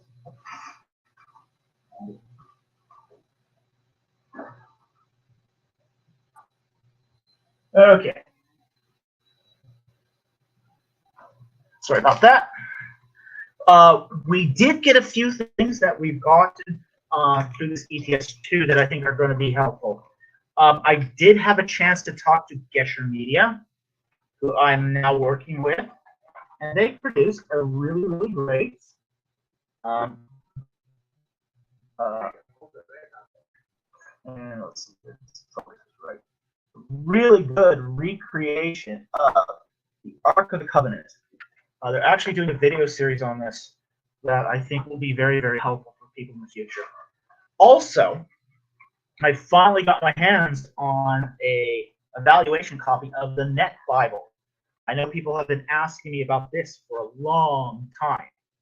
So I finally got my hands on a Net Bible, and I will be reading through it and evaluating it for its fidelity to the original languages, its translation. So they gave me a study edition of this, which includes translation notes, text critical notes, and commentary. So I'm going to be evaluating it And as people ask new questions about the net Bible, I'll be able to finally give them an informed answer to this. So that's very exciting too. I also had a very, very good meeting with a publisher about the Plagues book, the Plagues of the Exodus book that we're working on. And he's very excited and he wants me to submit a proposal. So that was a very, very good step forward. We're really happy about the results of that meeting. And again, it was a very, very successful show, and we couldn't have expected more out of it. So thank you very much for the super chat. Very much appreciate it, and I hope that helped.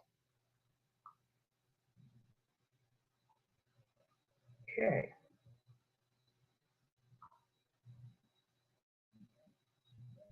So that's it for this super chats.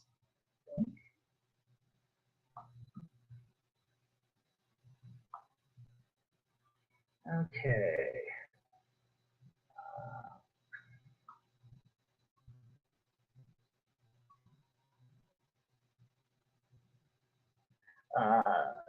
Tui says, get up. Get up. Okay. Come on. Show. There we go. Okay. Net definitely makes bold choices in the main text, but is very helpful. It makes very bold choices. Some I agree with, some I don't. At least of the cursory text I've looked at so far. Some of it is very conservative. Some of it is, well, they'd make a translation that I wouldn't make. That doesn't, to me, seem to be supported by the underlying text. So, I mean, I'm going to have to, again, carefully evaluate it and see what it looks like in comparison to the text critical stuff. But I got some issues with it, honestly. It's at first blush, it doesn't look like it's going to be one of my favorites. So, especially not in the light of the Hebrew and Greek. So, immediately off the cuff, I think there's some issues with it. But we will definitely give it a fair shot. We'll evaluate it fairly, and we'll evaluate all its components. So not just the translation itself, but say the text critical notes and the apparatus as well. So, and thank you for the question.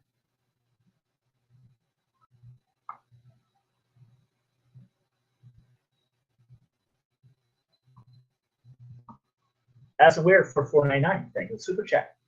Did you get any new books besides the Net Bible? A couple new books. We didn't get a lot of books this time. There wasn't a lot of really interesting offerings, to my opinion, this time. I did see a really, really weird translation of the Bible by Golden Gay. I think it's called The Testament the First, something like that. It was weird translation of the Old Testament. Really, really weird. Like, they won't, I mean, they don't translate Pharaoh as Pharaoh, but Parao. They didn't translate Egypt, but kept the Hebrew Mitzrayim. Really, really weird stuff in that thing. So I did see that. I didn't buy that copy, but I saw it was just going, wow, that's not great. That one was pretty bad. I'll have to admit that translation was pretty weird. So not a big fan of that. Not a big fan of that at all. Other books I saw, I did get a copy of Mathau's biblical archaeology book. I think that one, I needed it to take a look at that to see if it would be a good primer for archaeology.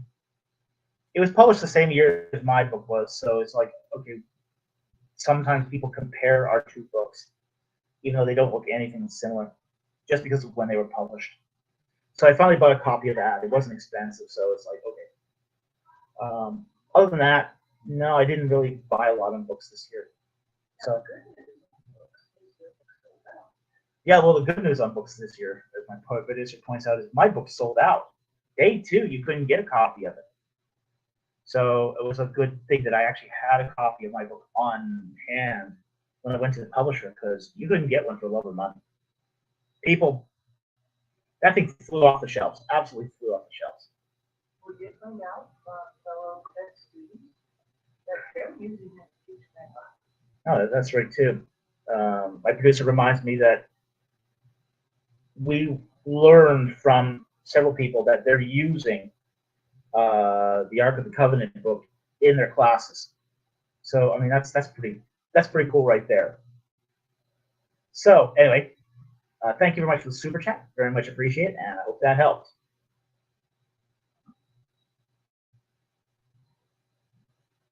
Okay. Aston Weir for 199. Thank you for the super chat. Favorite session talk you attended?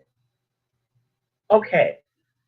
The favorite talk that I attended was by David Hume, who basically talked about the semantic and exegetical errors of annihilationism.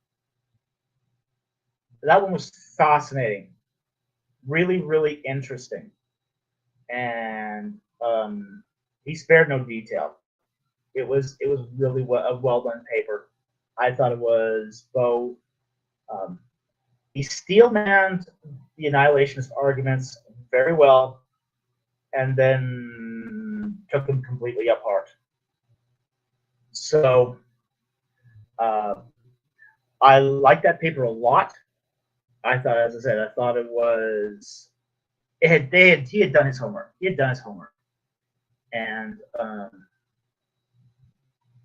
I think, and he really confined that to just semantic fallacies as well as the exegetical fallacies. So that would be my favorite paper that I attended. The one with the little ritual cups was also really good. I'll admit that one was also really good, even though it didn't leave you with a resolution in the same way that, say, the one on annihilationism did. But that paper was really good. So anyway, thank you very much for the super chat. Very much appreciate it, and I hope that helped.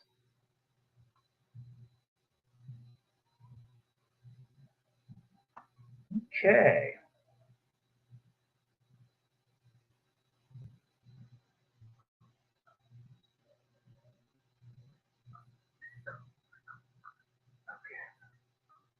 Now let's get back to the non-super chats here. We don't have the number of questions that we normally have because of the D&D game, but that's okay. So let's get back to the here.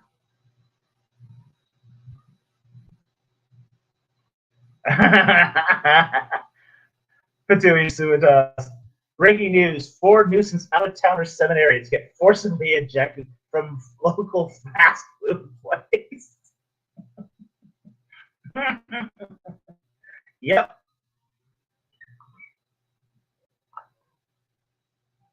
That's about it.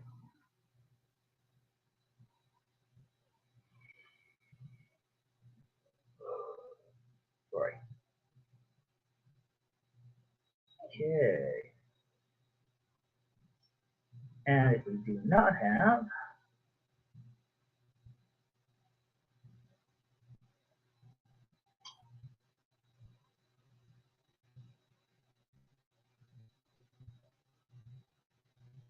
yeah, and I'll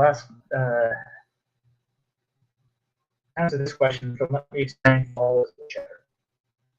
You have said when it comes to clan genealogy, the person who is most significant of the clan is the clan's name. Are there ever disputes on who is the greatest member? Yeah, disputes can happen, but those are disputes that result in challenges to leadership, or when the succession isn't clear. And that can happen. Like, for example, when you've got, say, an older brother, but the second brother is actually the stronger, more accomplished, and greater of those. and at that point you get brother fighting brother. So it can happen. It didn't happen always, but it did happen sometimes. So yeah, there are disputes, there are fights, even feuds, and sometimes when that happens, you will also see the clans split. Two of the clades can just split off and form new clans as a result of this. So it does happen. It's not very common, but it occurs enough that we recognize that it existed. So anyway, thank you very much for the question, and I hope that helped.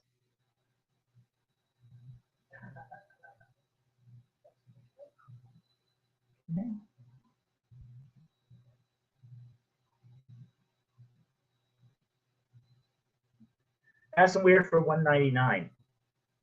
Were there any talks you thought were just bad? Oh, yes. Yeah, there were a few. I didn't attend any of ABR's or the NES's talks this year because they just seemed like a huge waste of time. But I did attend one in the OT Baines section where the guy tried to make the case that the entirety of the X's account was nothing more than a polemic against Baal. And he used the geography of the Exodus route to try to prove this. And I thought that was really dodgy. And like he didn't even understand what was being said in the text. He confused the idea. I mean, he had very little idea about, say, actual Egyptology. Like he had no idea that the Egyptian conception of God were localist in their presence. So, yeah, it wasn't a good paper. It was not a good paper. But the good news was after he kind of corrected him, he had the smarts to come up and discuss with you outside the hallway. Yeah, well, my point, my producer points out that he had the good sense to come up with me. Now we have to understand something here. We got a mix of when I made my comments about his paper, we kind of got a mixed response from the audience. Some audience were like, "Yes, yes, he spoke on this. Yes." Some were rolling their eyes, going, "Who does this guy think he is to comment on another person's paper?" But the guy gave the paper, walked down the aisle afterwards, came up to me and he goes, "You must be Dr. Falk." So someone gave him a heads up as to who I was. So okay. Yeah, my reputation precedes me.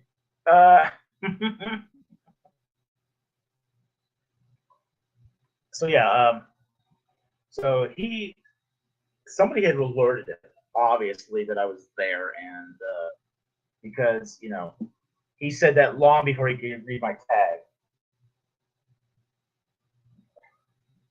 Plus, my tag doesn't say I was that I have a doctorate. They don't use titles on the tags, so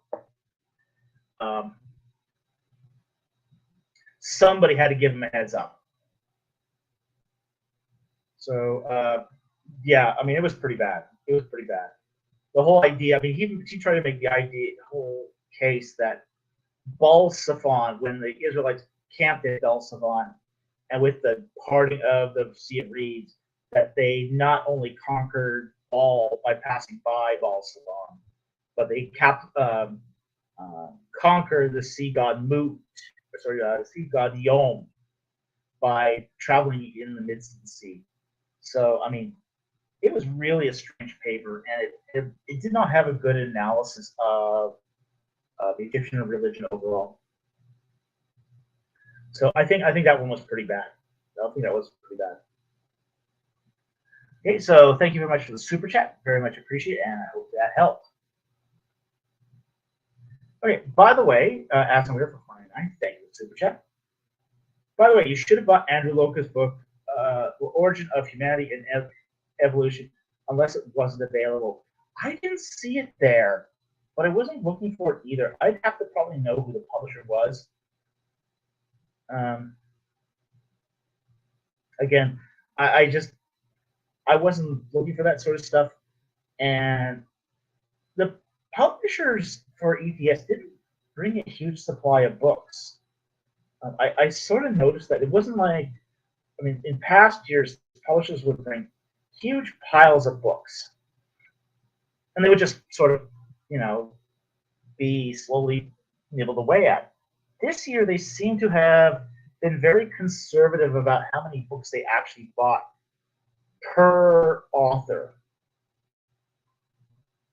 So it's possible that they brought, say, 3 to 5 books, and they just sort of flew off the shelf on the first day, so I couldn't see it at all. So, but I didn't look for it. I wasn't looking for it per se, so I can't be sure about that. But, if I see it again, who knows? Maybe I'll pick it up. Okay? So with that said, thank you much for the super chat. Very much appreciated.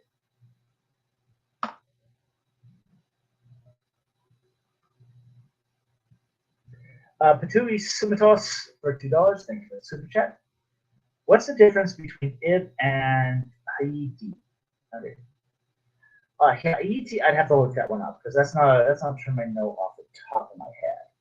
So I'd have to look that up to see what the lexemes are for that. Ib is fairly well known. That's just the heart. That's the sort of the mind of a person, and it's the one that's shown on, say, the weighing of the heart steam. It's the mind, the consciousness, the basically the internal essence of the person itself. So that's Ib, and Haida, again, I have to look up to be sure what exactly is referred to there. So anyway, thank you very much for super chat. Very much appreciate it, and I hope that helps.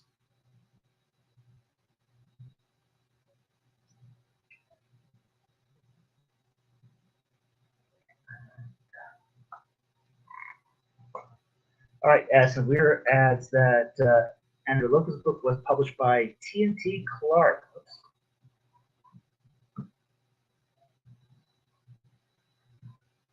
That explains why I didn't see it.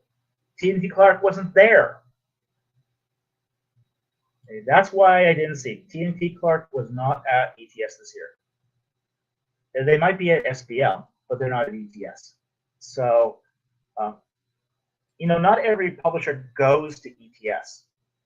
So you have to always keep that in mind when you're talking about what sort of books are published at certain places. Like you'll find like Eerdmans, Lexham Press, Kriegel Publishers, Hendrickson, Tyndale House. Those are publishers that show up at ETS every year. T&T Clark was not there this year. So that sort of answers why I didn't see it there. So anyway, thank you very much for the follow-up question or the follow-up comment. Very much appreciate it. Okay. So the next one here.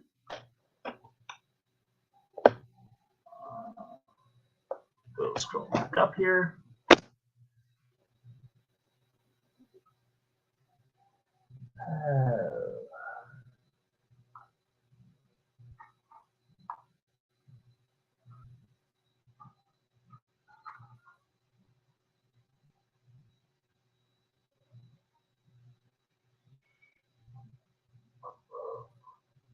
Looking for a few more non-super chats, and if we don't get it, we'll probably call it a night. So at least at least Patui says, we've dug up several 7-cup vessels before. It isn't exactly an unknown item. It's not an unknown item as far as it's being extant in archaeological digs. What's unknown was its function. So that was the big question here. You know, when she proposed it was a libation cup, you know, 50 milliliter cups, that's too small to be libation. You know, libation is like pouring large amounts of certain fluid. So if you got tiny cups, you're not doing a libation offering. So,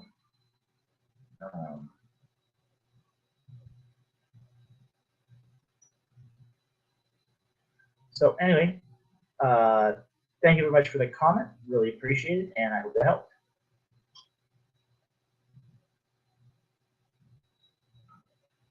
I have to admit, I'm getting very tired here because it's been a very, very long day. We've been up since early in the morning. So,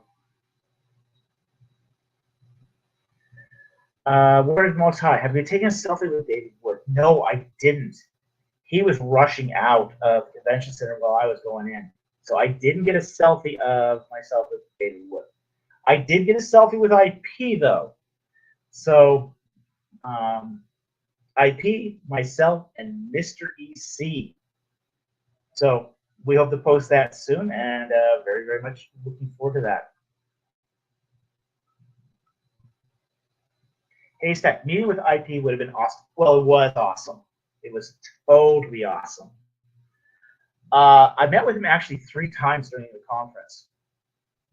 The first time was a briefing in one of the papers. The second time where we actually talked for a long time in the book room. And the third time, we actually went and had dinner together. And so that was really cool, really interesting. And yeah, I loved spending some time with IP. That was really terrific.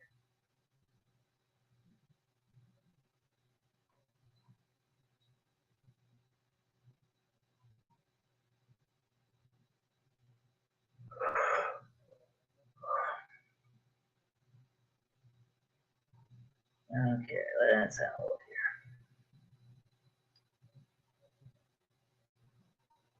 here. Triconis Constantinus says, I've only seen the Net Bible from R. Grant Jones' old review.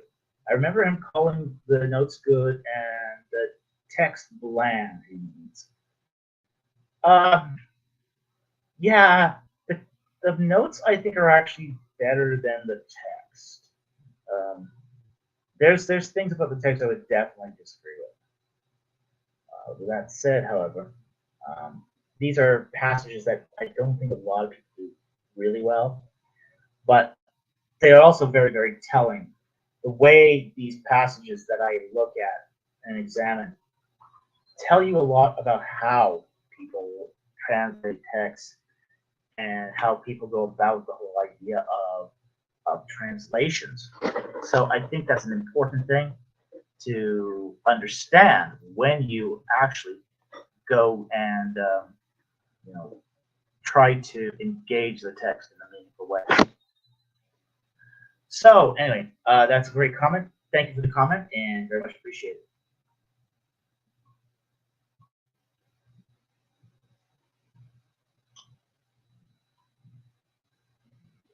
Tim Yara, how did your meeting with David go? Did you click?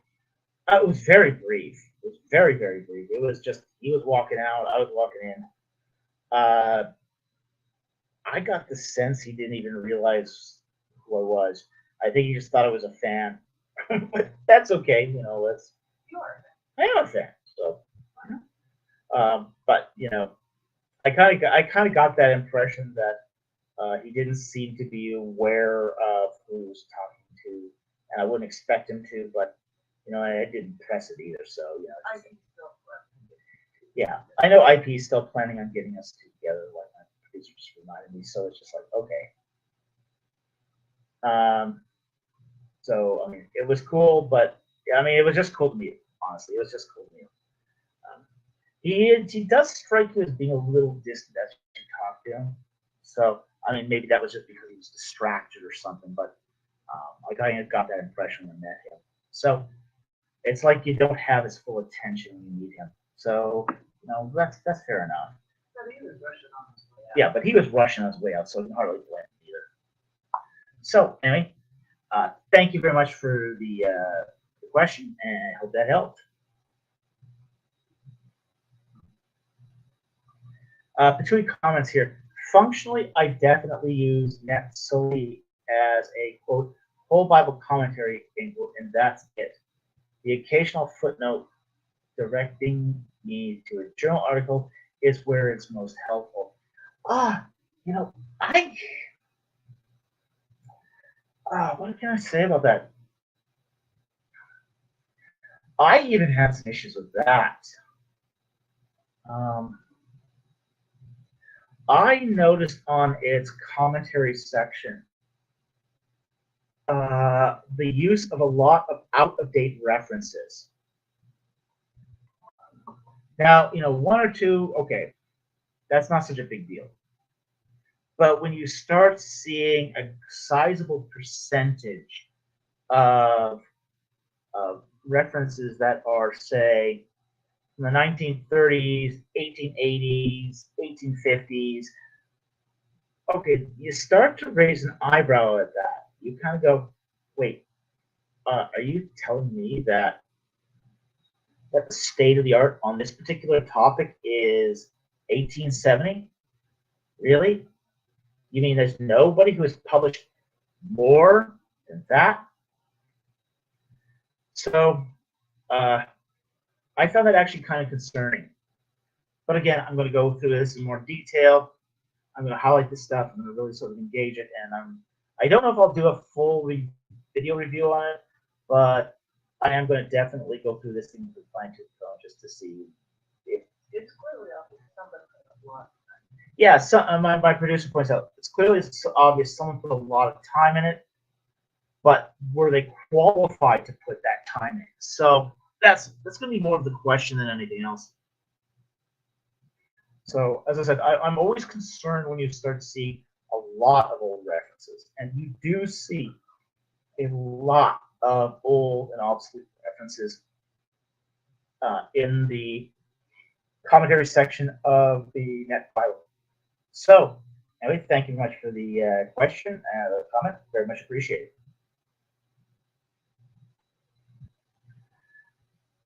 Ernie Stanley, who is Pharaoh Sesostris? Okay, that's just the Greek translation of Senwosret. There were 3 Senwosrets. They all reigned during the Middle Kingdom, Dynasty 12. Most of them were extremely powerful kings. So in many respects, they represent the height of Middle Kingdom. So that's who Senwosret is in a nutshell. And the across the board, they represent the peak of the Middle Kingdom. So, but this is just the Greek transliteration of Senwosret. The Egyptologists today don't use Sesostris anymore because it doesn't actually bear much resemblance to the transliteration of the name. The translation of the name, basically, that's preferred today is Senwosret. So, anyway, thank you very much for the question. Very much appreciate it, and I hope that helped.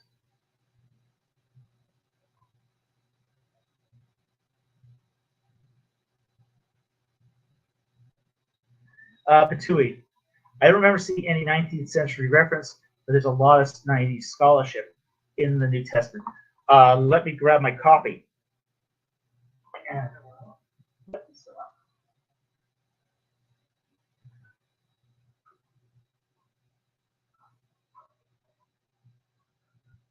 I'll just be a few minutes.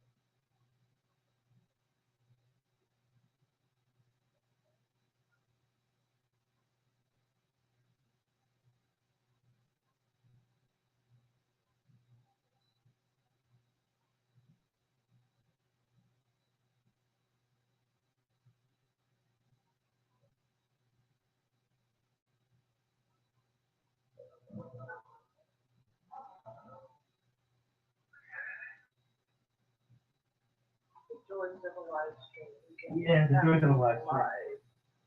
No Alright. editing. Oh. Okay, guys, I'm back. All right. Here's what they gave me to evaluate here. So I got the Net Bible, the Full Notes edition.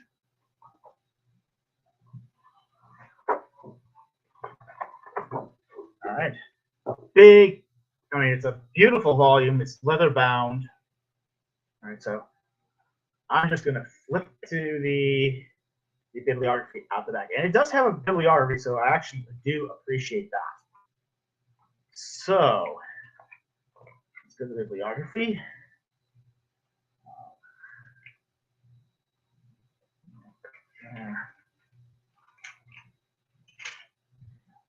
This actually version gives you a lot of information about how the translation was done too, which I'm going to go through in like a fine-tooth comb.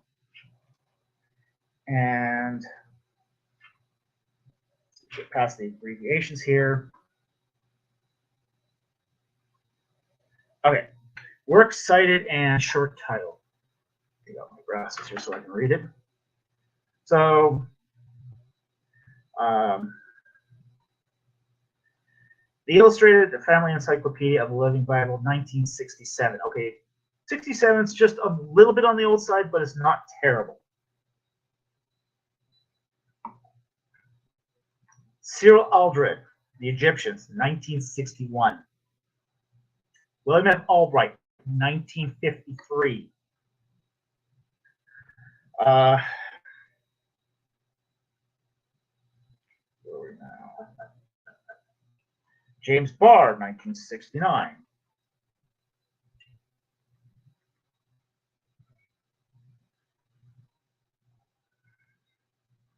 Hans Bauer and Pontus Leander, 1927.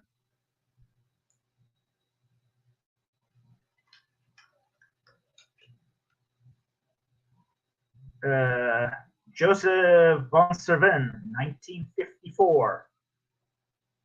Gustav Bostrom, 1935. Charles Briggs, 1906 to 1907. F.F. Bruce, 1951. C.F. Burney, 1920.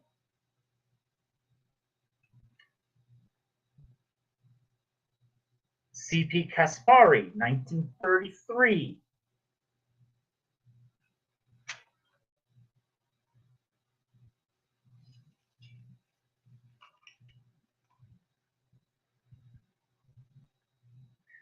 Abraham Cohen, 1945.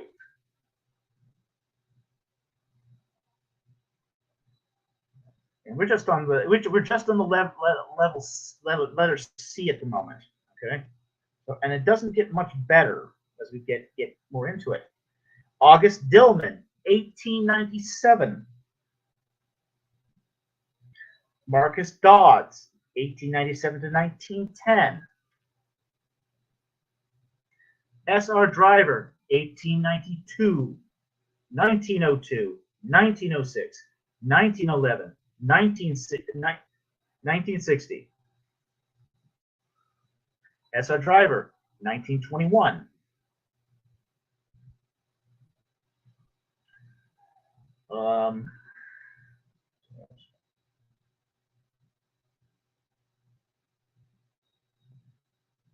Yeah, we're just on F.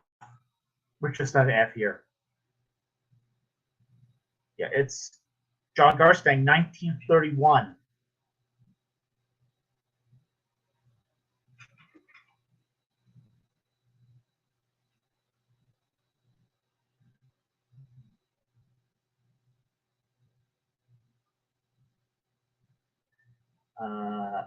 Alfred Huldar, 1947. J.P. Harland, 1961. R.K. Harrison, 1966.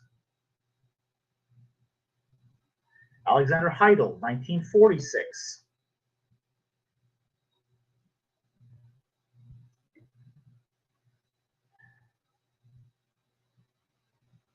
we'll stop here pretty close soon here. Just beginning the point here. Hubert Juncker, 1938.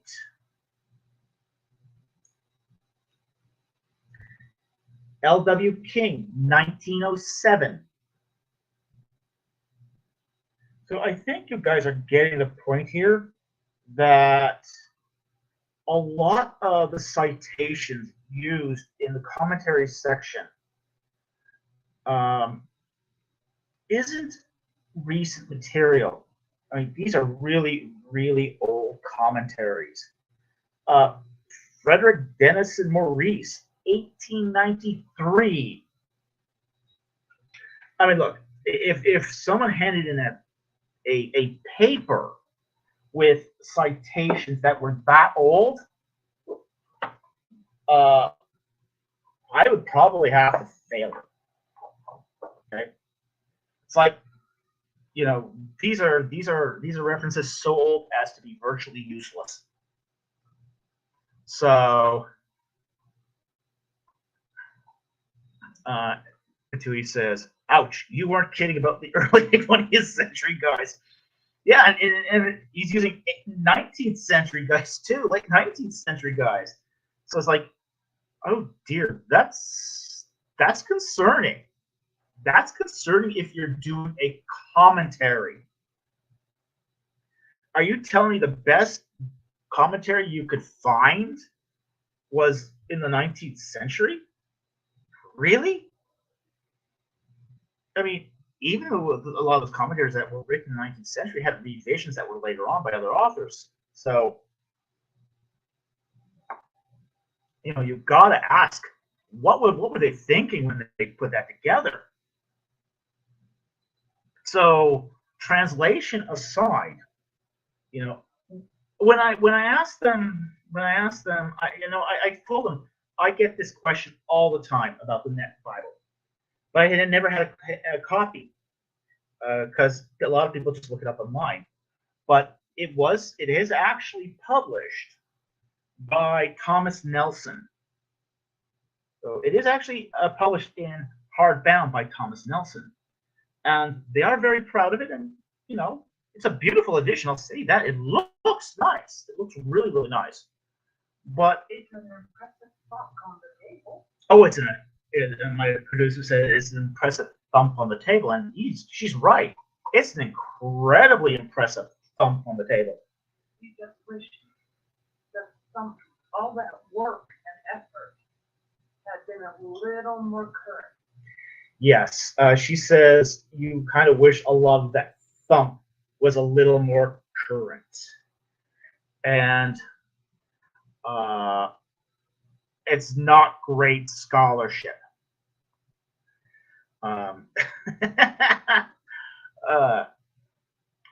Tim Yara, this could be a history quiz. Dr. Falk reads the bibliography, and we come up with the world events that happened that year. That would be interesting.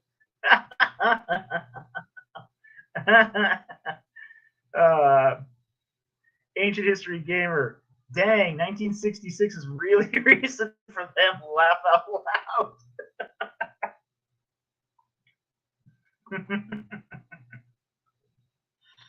Triconius Constantinus. Man, I thought I used old references. The Ancient History Gamer, 1907 is when Oklahoma became the 46th state. Ooh, ouch, ouch.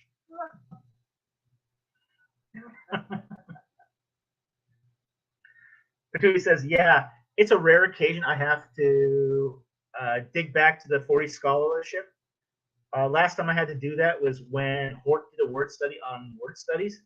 I can't ever imagine going back to Franz Dietrich in 1850. No, I can't either, honestly. And that's what's really sort of surprising is, you know, how many of these references are really ancient. Very little of the references. Now, I'm going to pull that out again. This was published. Let's get the publication date here.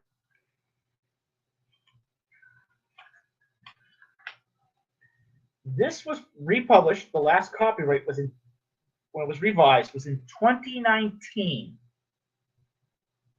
Okay, 2019.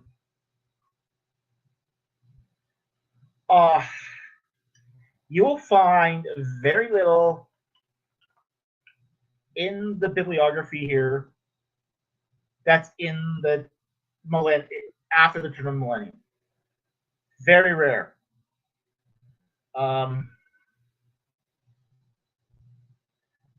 Yeah, there's really not much work that they cited in their commentary after 2000 and just 2000.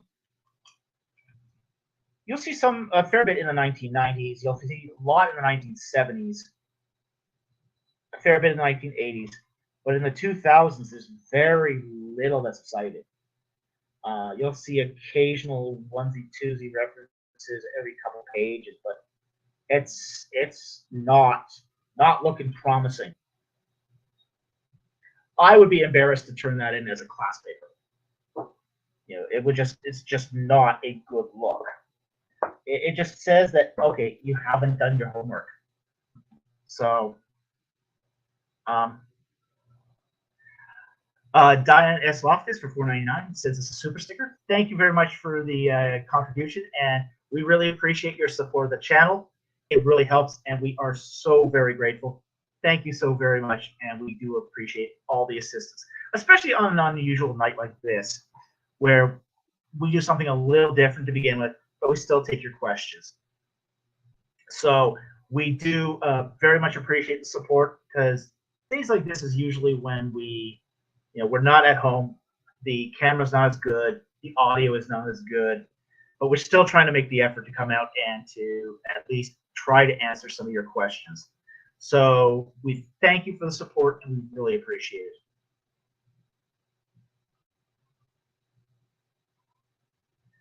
Ancient History Gamer could be worse. It could be from the 1700s, laugh out loud. Actually, that wouldn't be worse. That would not be worse, because then what you'd be presenting is historical theology. This is sloppy theology. This is sloppy research, not well researched from a particular period of time to show a particular piece of history. There are historical commentaries that do this.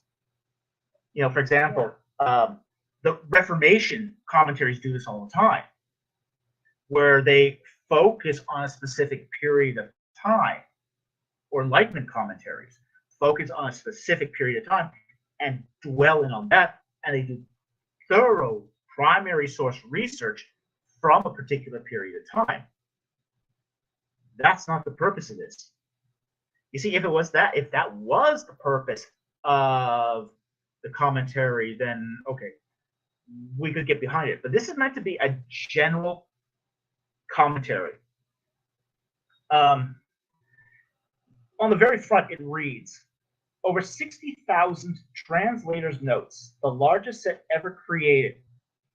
Yeah, here's that quantity versus quality thing.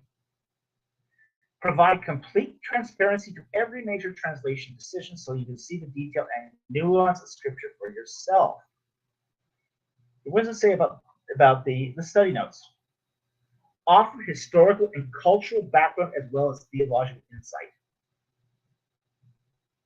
That should be from the latest research, not from really obsolete research. So it does seem to miss the mark on that regard. Now, if they were, say, doing a historical commentary on the, like, for example, what is it? There was that Greek Eastern Orthodox study Bible that you would expect an Eastern Orthodox study Bible to focus on church fathers to not much else.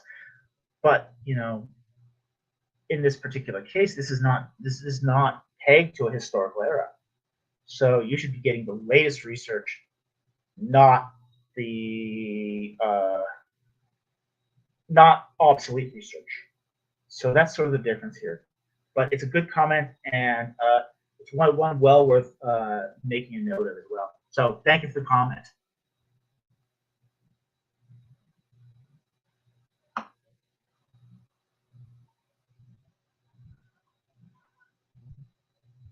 Yeah, Timmy R says biblical studies is not mathematics where you solve it and it's solved forever. Oh, certainly not. Certainly not. But it is expected to be solved again with the Yeah. data that's available at the time. The Ancient History Gamer, 2019, and they're using sources around 1919. Yeah, and older. One of the things they said when I was at seminary was if you're using a source that's old, over 50 years old, it's too old. I was told that it's over 10 years old. Well, if it's over 10 years old, you should see if there's anything newer. But yeah, if it's over 50 years old, it's completely useless at this point. It's completely obsolete. How did you say we missed the superchat? Did we? Okay. Well, we I did. didn't see it. Let me see if we missed the super chat here. Oh yes, we did. Okay. All right. Asking Weir for 499. About a year ago, David Falk destroyed Titus Kennedy. Winky thing. That came up at ETS again.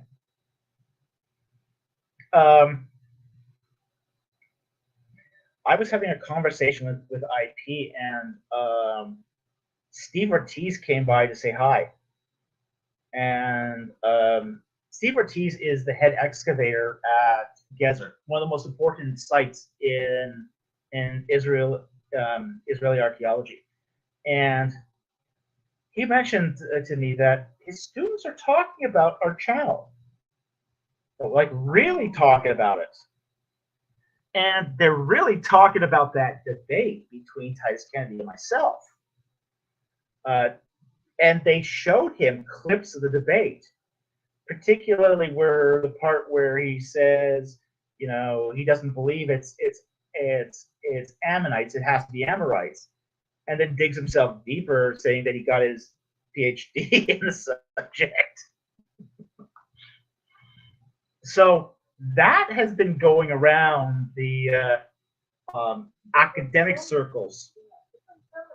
Yeah, different seminaries students are clearly aware of this and are clearly spreading this. So, you know, people in academia are now learning about a channel just because their students are talking about it in just really interesting ways. One of the interesting things he said is that, unlike, say, students of the past, a lot of them are mixing popular culture in with archaeological studies. Like one of the things he said to me, you know, what I found really interesting was he had a debate in his class of what would happen if you had a hobbit archaeologist. How would they behave different than a human archaeologist? How would their methodology change? How would it differ in what they saw as being important finds? And he said, you know, not a question that he would be familiar with because he's not very familiar with popular culture, but he let it go because it was applied learning. And they were exploring the whole topic of archaeology as it would have been seen through the eyes of a hobbit. And he said, you know, that's one of the things your channel does, is it sort of engages not just archaeology and Egyptology in the Bible, but popular culture and how that can be used to relate those topics to this current generation. So we got some incredibly good feedback here from some people in some very high academic circles that, you know, we're making a difference on this channel. So that was really exciting to hear. And the fact that, you know, the debate came up again, you know, in the classroom.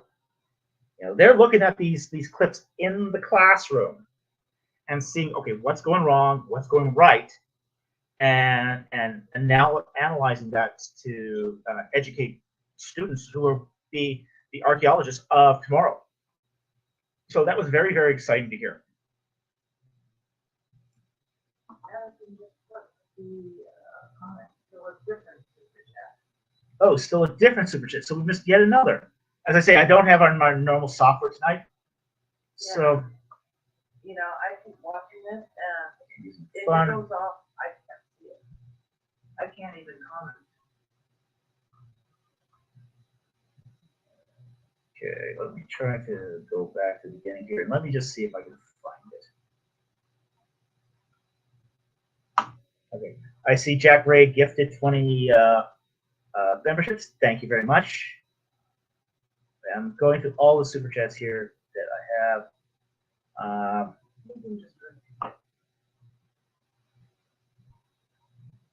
Why is your camera so bad? How's ETS overall? Favorite session attended. Think how she does bad. Loca's book. Anything else? Is he talking about anything else amusing or fun at ETS that you'd like to talk about? I think that's probably it.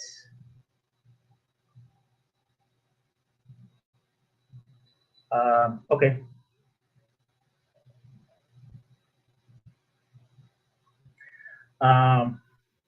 Anything amusing or fun at ETS you'd like to talk about?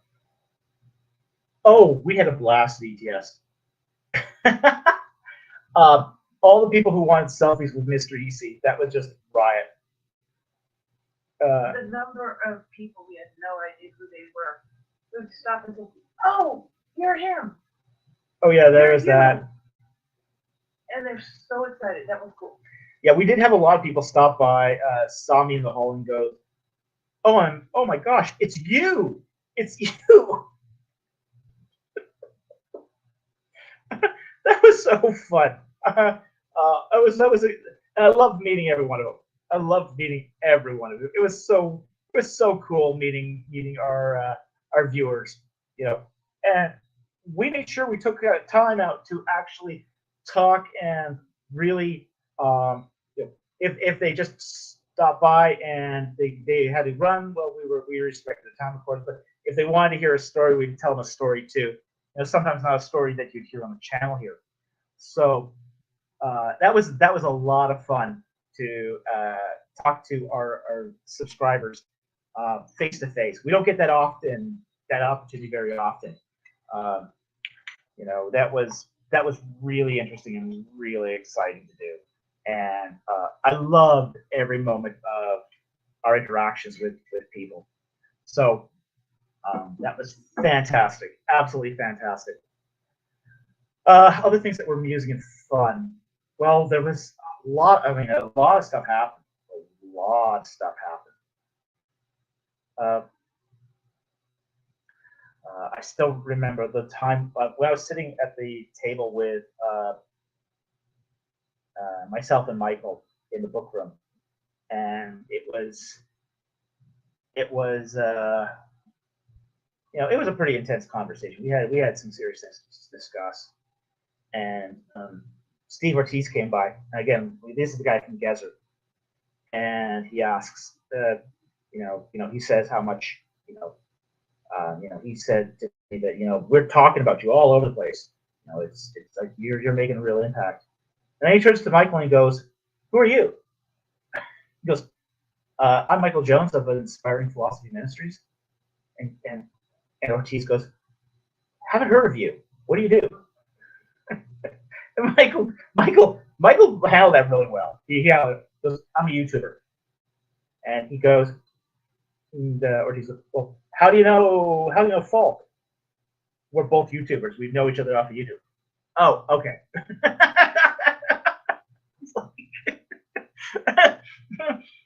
It was kind of funny that in the ETS circles, I was kind of better known amongst that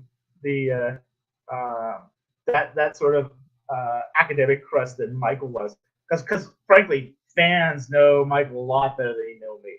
Okay, I mean, I'm nothing on the YouTube scene compared to Michael.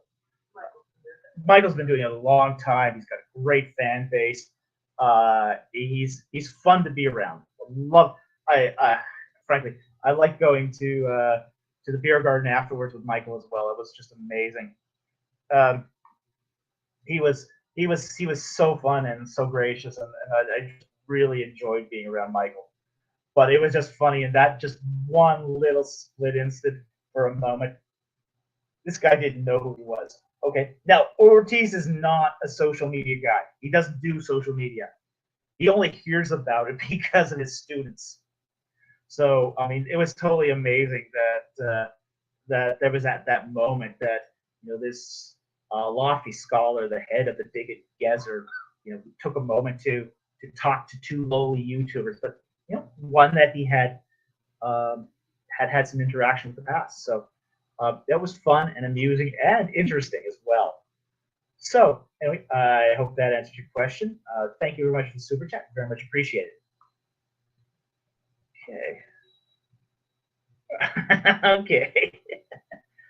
So I hope that caught your attention for this super chat. So, but thank you again for that that contribution. We really appreciate it. Yeah, that's not fun. That was my problem. Okay, let's catch that. Mr. Easy was immensely popular.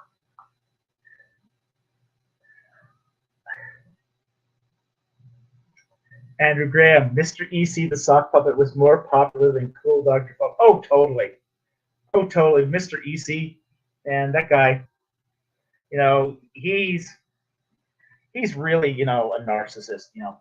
He knows how to photobomb. Like, Yeah, he knows how to photobomb like no other, you know. You know, so, you know, he's really, Mr. EC, you had to do it right now.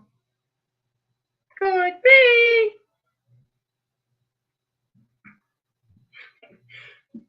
So, I mean, yeah, I mean, Mr. EC is the life of the party. Everyone loves Mr. EC. I mean, I had a couple of fans come by, and, you know, I was talking to another scholar and, you know, commenting on his paper, and a couple of them came by and, you know, he says, "You're Dr. Falk, right?" I said, "Oh, yeah, I'm Dr. Falk." And he said, "We love your channel so much. You know, I'm going to seminary. You know, I'm learning all about the biblical archaeology and the Egyptian connection."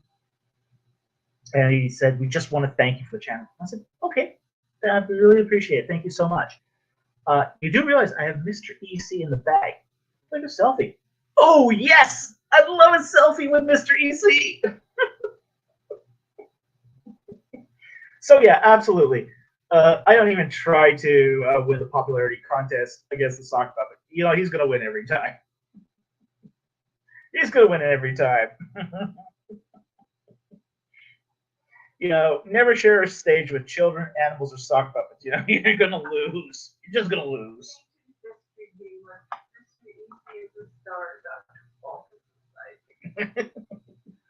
Ancient History Gamer says, "Mr. EC is the star and Dr. Falk is the sidekick." Oh, totally.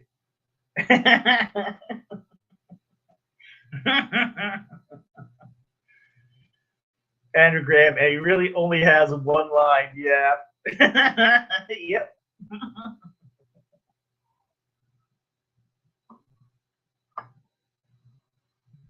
Oh, yeah. So, yeah, he was very popular. He was very, very popular. And one of the things too is we wore our merchandise. I didn't dress up in a suit or tie. You know, a lot of the scholars there are dressed up in like suits and ties, and we wore our t-shirts from our merch shop. So I'm walking around with like the Mr. EC shirt and the Velociraptor shirt. And the funny thing about the Velociraptor shirt was I was walking down the hall with the Velociraptor shirt, and somebody just pointed that at me and said, "Cool shirt." a lot of your colleagues were jealous.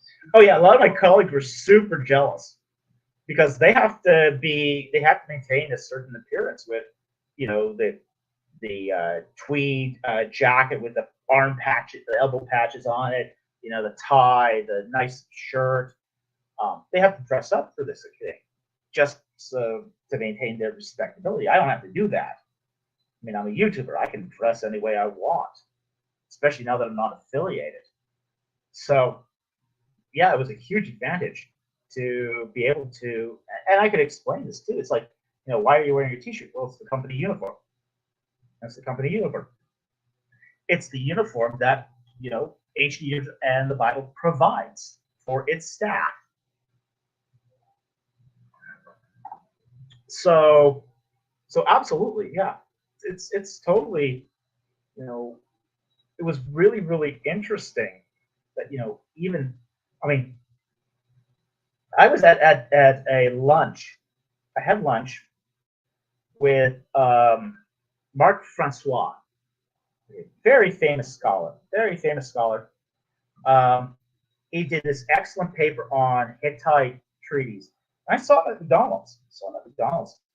And he had heard my comments, and he wanted to hear more. And so I had lunch with him at McDonald's. Of course, Mr. AEC's in the bag. We're talking about teaching techniques. And then so I said, okay, I don't know if he had, I guess, seen a couple of my videos, but wasn't a subscriber yet. But I said, if you see the popcorn videos, you will get to see the sock puppet. He goes, sock puppet? And I said, yeah, Mr. EC. Would you like to see Mr. EC? He goes, oh yeah, I'd love to see Mr. EC. So I pulled him out. And he loved it. He thought it was hilarious. He thought it was absolutely hilarious and an effective teaching tool. And that's sort of, what makes Mr. EC so great. He's not just a gag. He's a teaching tool. And he's a very, very good at his job as a teaching tool. All I have to do is poke him up on the screen, and people know that what's being said by who's ever being reviewed is providing assertions without evidence. So, anyway, thank you for that comment. If there's anything else here on it.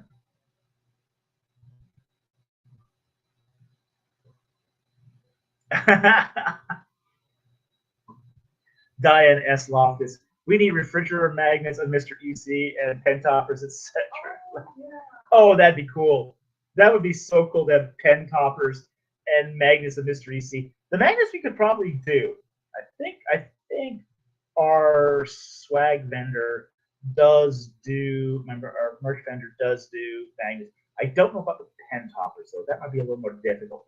That might be something you might want to tell them that you have almost no business cards left. Oh yeah, we ran out of business cards. I mean, they love the new logo. They love the new business cards. So, Tim Yara, 1, make your own T-shirt. 2, wear your own T-shirt. 3, call it company uniform. Absolutely. At that point, it's even deductible.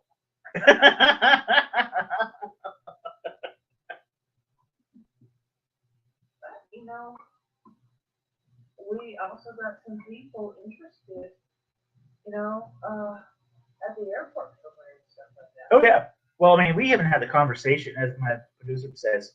We even had a conversation with somebody in the airport over this. What's it like to be a YouTuber? One of the people, a young man who started working at the airport here in San Antonio. He asked us, what's it like to actually be a YouTuber? Because I mean, 10 years ago, it was a dirty word to be called a YouTuber. It didn't have a lot of respect. Today, the younger generation knows if you're a successful YouTuber, you're a success.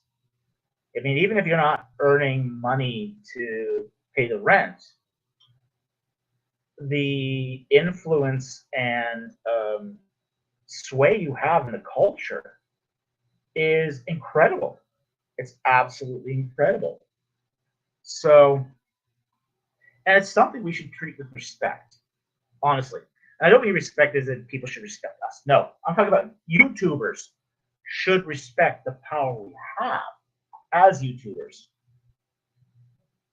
Because if we are not careful about how we exercise our reach, we can do some incredible damage. Whether it be by false doctrine or by slander, or just misusing. I mean, we see this with influencers. A lot of influencers misuse their influence for personal gain. Yeah, I'll agree with Diane here too. It's a lot of work. Yeah, absolutely, it is a lot of work. I mean, anyone who does a lot of content creation and does it on a consistent basis knows how much work this is. It's equivalent to a full-time job. I mean, it's quite frankly the equivalent of a full-time job. So you spend almost I'd say 2/3 to 3/4 of your time editing. Whether that's editing scripts, editing videos, it's just most of the work is editing. So you spend a lot of time and a lot of work to do it, and it takes a lot of work to be good at this. And I'm not saying I'm good at this, but I am saying that you're always trying to improve yourself, to make yourself better. You're trying to be better with your equipment. You're trying to be better with your scripts and presentations. You're also trying to always be better about making content that resonates with the user and subscriber base that you're cultivating. So it takes a lot of time. It takes a lot of thought. The Ancient History Gamer, especially the educational channels, absolutely, yeah. It's particularly true of educational channels as well. Okay, we are after midnight, so what we're going to do here is we're going to call this a night now. We did have an exciting. This was an exciting night. Now we didn't do say the full 4-hour live stream, and that's fine. Because we got to get up in the morning and get on a plane. We did want to have some questions answered tonight. We did want to do that game and just do something a little special for just hanging with us this Friday at the end of ETS. So I want to thank everyone who joined us tonight. We're so glad you came out. Yeah, we know this was a little unusual. We know the video quality wasn't great, but it was the best we could do given the circumstances we had here in the hotel room. So I want to thank our subscribers, our super chatters and our donors who really help us go from, keep the lights on, help pay for conferences like this, who keep food on our table. We really appreciate you, and we really couldn't do it without your help. We're so grateful for your support. So appreciative. We also want to thank our Patreon and our membership, our members, YouTube members. You also help contribute by keeping our equipment up to spec. Apparently, we're going to need more equipment for remote work as well. I also want to thank our regular subscribers who subscribe to the channel. We really, really appreciate your viewership, and we also appreciate the fact that you hit that like button and comment on our videos. We also want to say that if you haven't hit subscribe yet and don't want to miss any of our content, please hit that subscribe button and the notification bell. It would really do us a great favor to do so. So with that said, thank you very much for joining us tonight, and we'll see you next time on Ancient Egypt and the Bible.